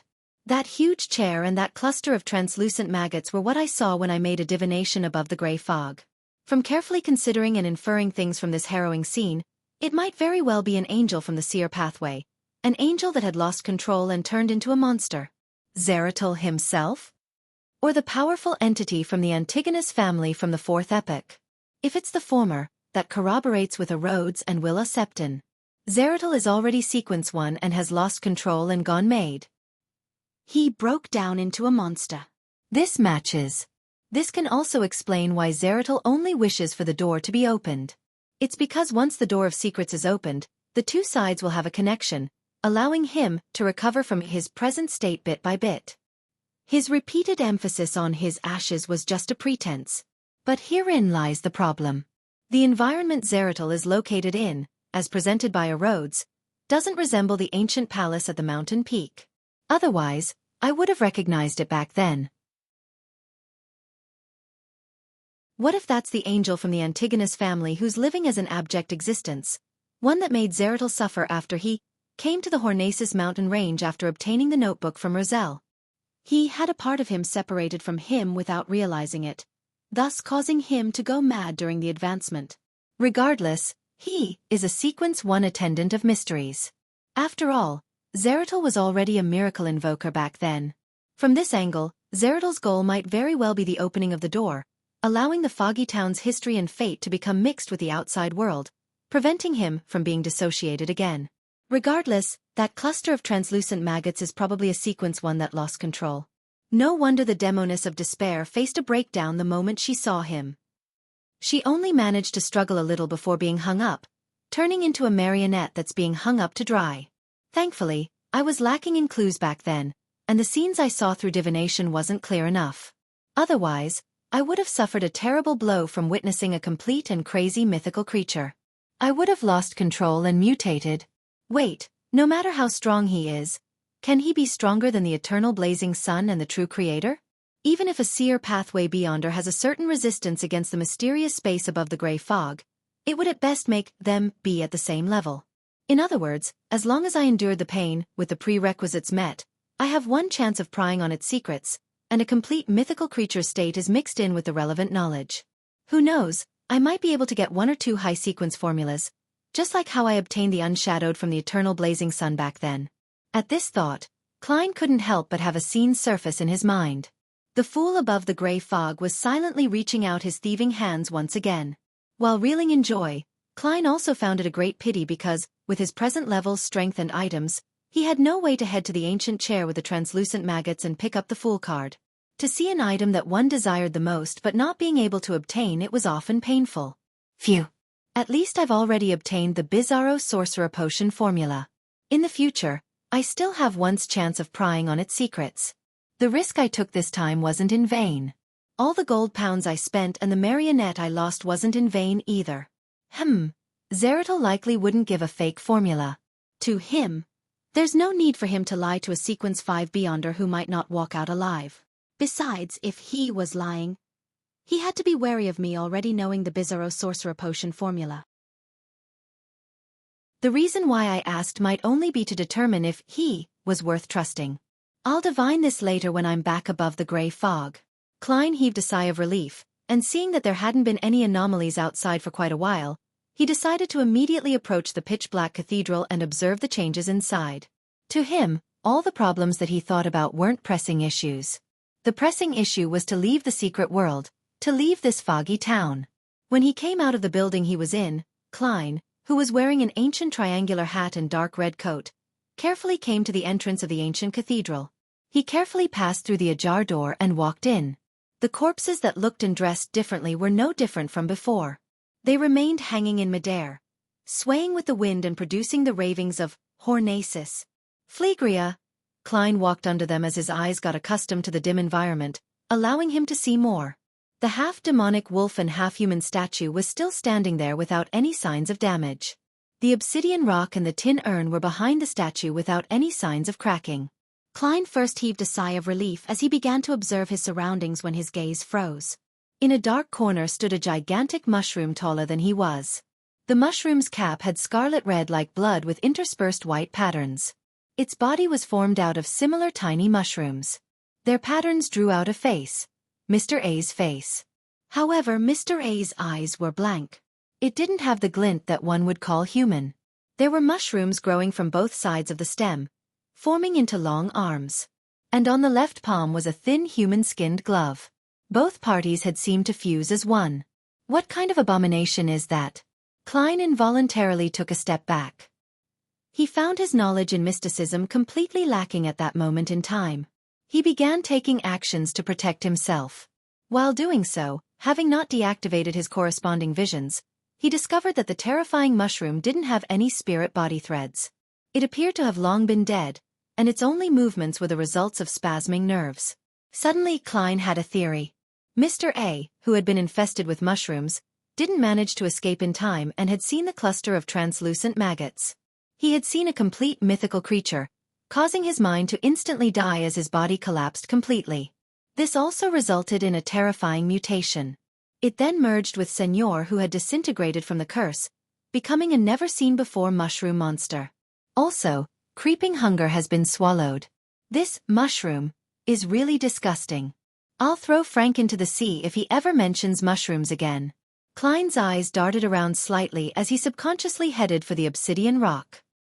He planned on ignoring the mushroom and first escape. At this moment, he found his mind turning adrift. Everything around him seemed to turn into a blur. Suddenly, Klein realized that he was being forcefully pulled into a dream. He immediately escaped the dream and saw the nearly 2-meter-tall mushroom sliding over slowly. In its hand was a great sword that was a combination of scarlet magma and blue-hot flames. It can use sword of lava. Klein didn't hesitate as he opened his mouth and let out a sound. Bang! The extremely penetrative air bullet hit the mushroom, who had slowed down due to it being engaged in controlling dreams. The bullet drilled through its cap, tearing open a huge wound. Underneath the wound was human flesh and tiny spores. They quickly squirmed and restored the body. To think that's possible. Klein felt a strong sense of danger as he hurriedly lunged to the side, rolling several times in the process. The mushroom sped up suddenly as the sword of lava in its hand dragged scarlet and blue flames, cleaving down at the spot Klein had been standing at. It caused the floor tiles to rupture as flames scattered. At this moment, Klein snapped his fingers, igniting the tiny mushrooms that formed the monster. Then, he ran towards the back of the statue in an attempt to obtain the obsidian rock. But finding his thoughts go adrift for a moment, Klein realized that he was going in the wrong direction. He was rushing towards the entrance. It can distort my will? Klein's heart tightened as he noticed through the corner of his eye that the surface of the gigantic mushroom was covered in a layer of frost. The frost had extinguished the soaring scarlet flames. As his thoughts raced, Klein ran towards the door and snapped his fingers, igniting the tree leaves outside.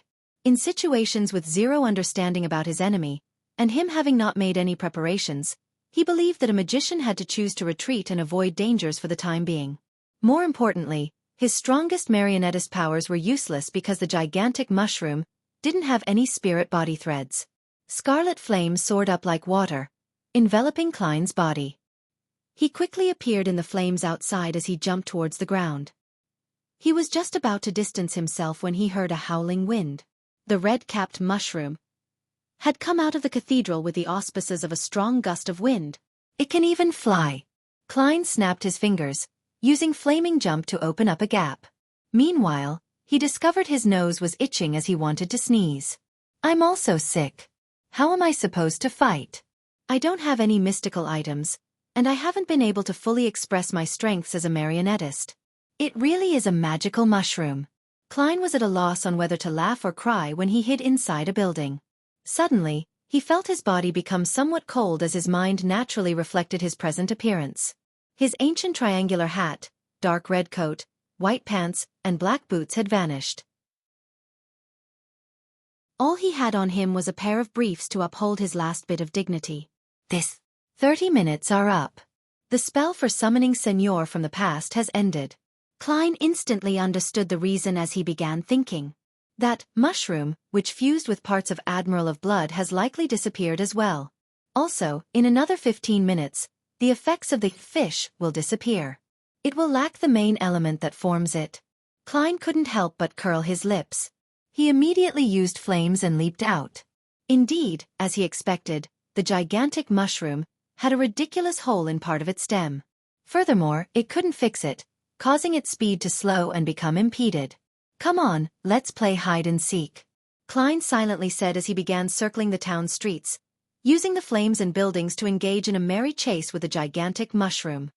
During this process, the crimson moon didn't turn clear at all.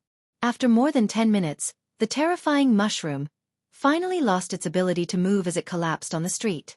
Klein heaved a sigh of relief as he slowly and carefully approached. He saw that the flesh and blood of the mushroom was gathering together as points of light converged. Soon, all that was left was a thin human-skinned glove. This, because of the mutation brought about by the Sequence 1 Angel, Creeping Hunger fused with Mr. A? It's an upgraded version of Creeping Hunger? Klein bent his back as he carefully picked up the human-skinned glove.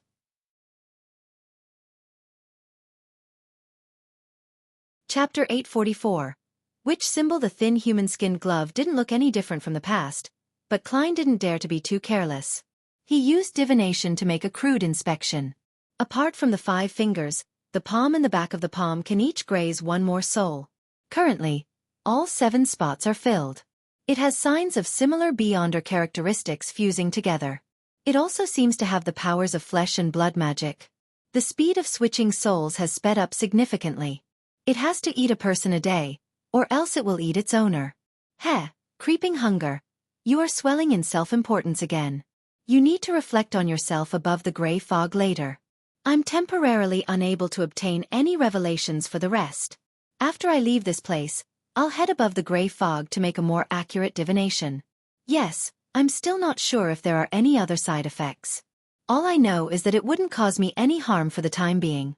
Also, Mr. X, who was grazed, wasn't affected. Travelers traveling and door openings still work.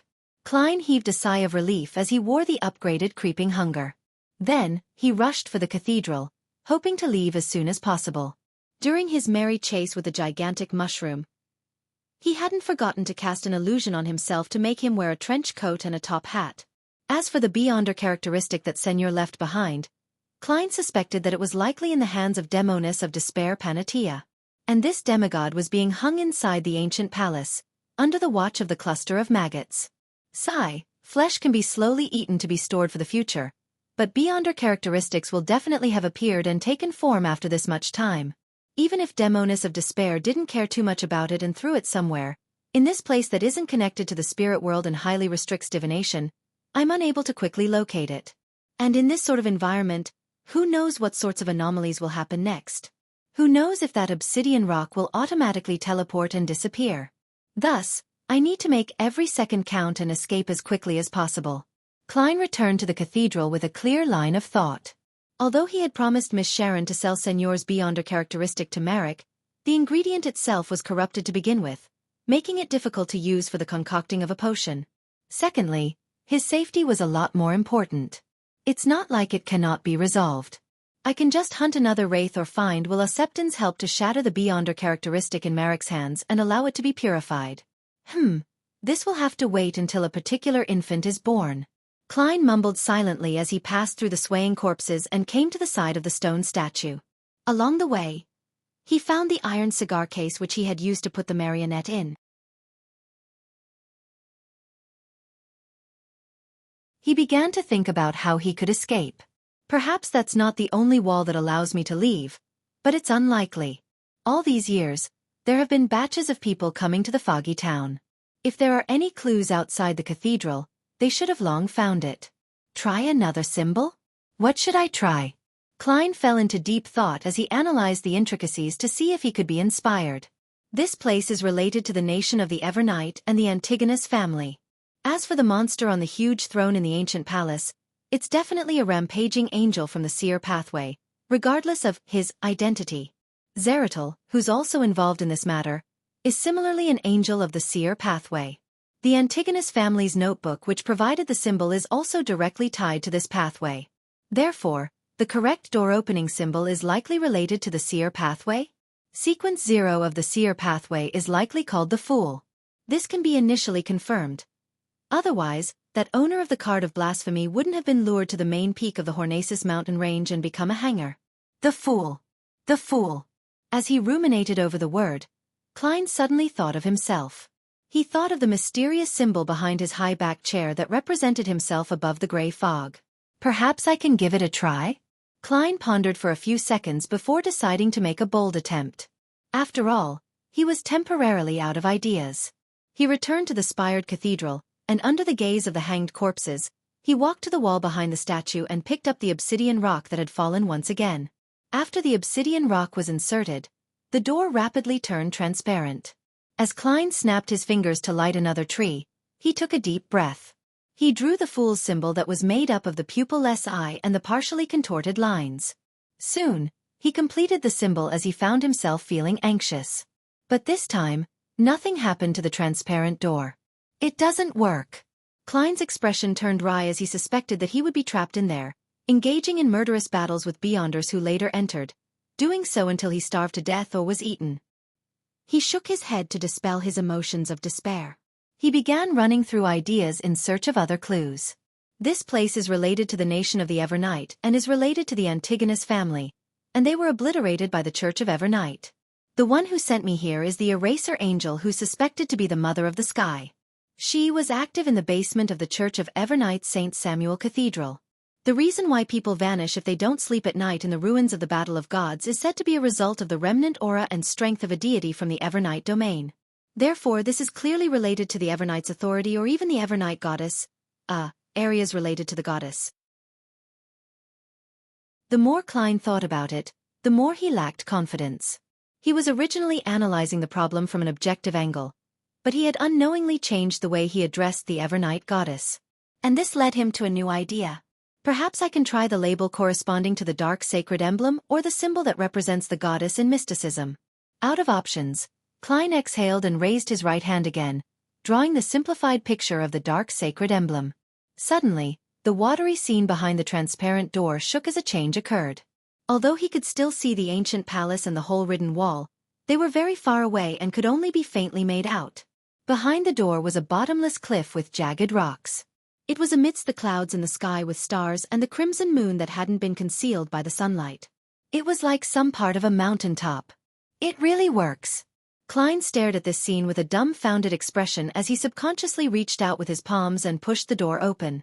There was a cold breeze outside that produced a howl. Klein was just about to take a step out when he fell into thought and paused. Then, he flipped a gold coin and did a divination. He received a revelation that there was no danger outside. Following that, he drew a crimson moon on his chest in a feigned manner. After doing this, Klein stepped out with his right foot and passed through the illusory door. His vision went dark as he saw an endless night and resplendent stars. Following that, he found himself on a mountaintop. Apart from the unmelted snow, jagged rocks, and morning sunlight, there was nothing. I'm out. I'm safe? Klein didn't observe his surroundings as he directly used creeping hunger to turn transparent as he attempted using traveling. If this succeeded, it would mean that he had escaped the foggy town and returned to the real world. He could then leave the location he was at to avoid any danger. If he were to fail, he would quickly take note of the situation and be wary of any sudden attacks. After a moment, Klein's body turned faint as he vanished from the spot. The colors in front of him saturated as countless, indescribable shadows appeared. He had succeeded in entering the spirit world.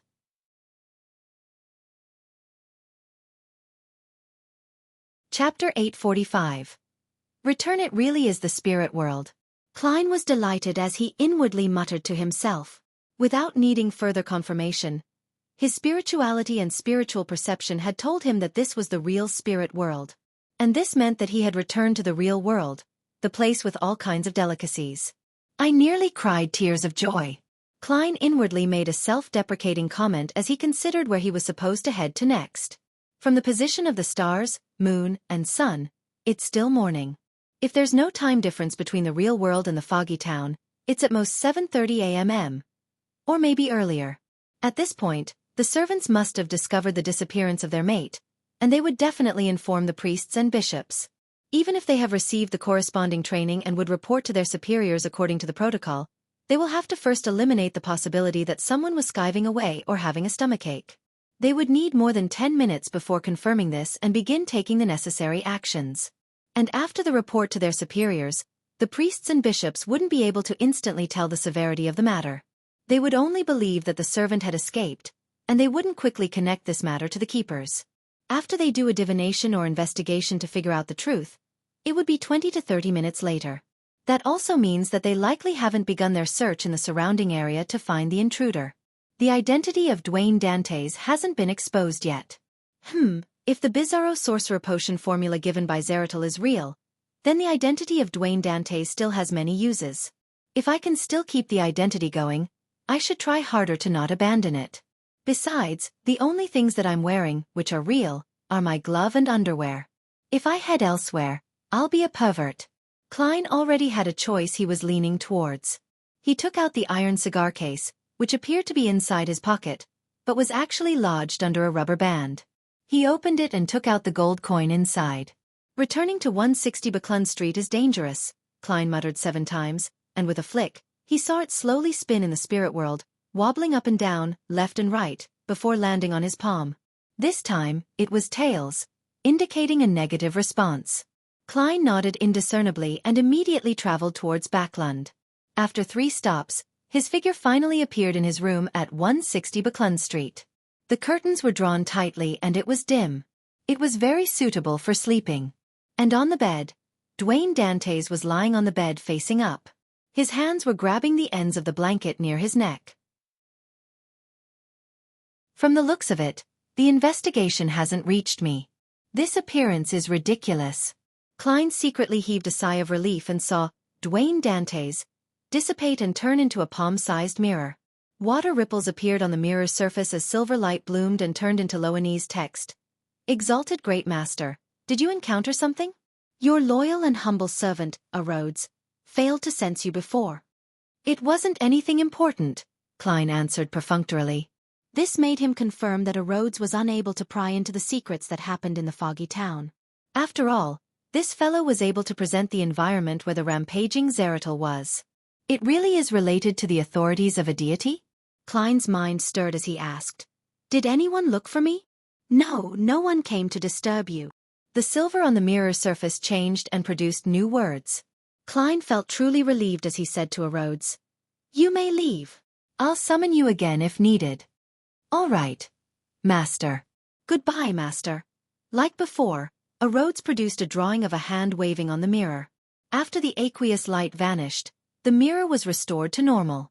Klein walked to the bedside and pulled out the pajamas underneath and wore it. Then, he took out candles and other items before entering the bathroom. He set up a sacrificial ritual, preparing to send Creeping Hunger, Azek's copper whistle, the iron cigar case, and the various mysticism materials above the gray fog to avoid any investigations he might face.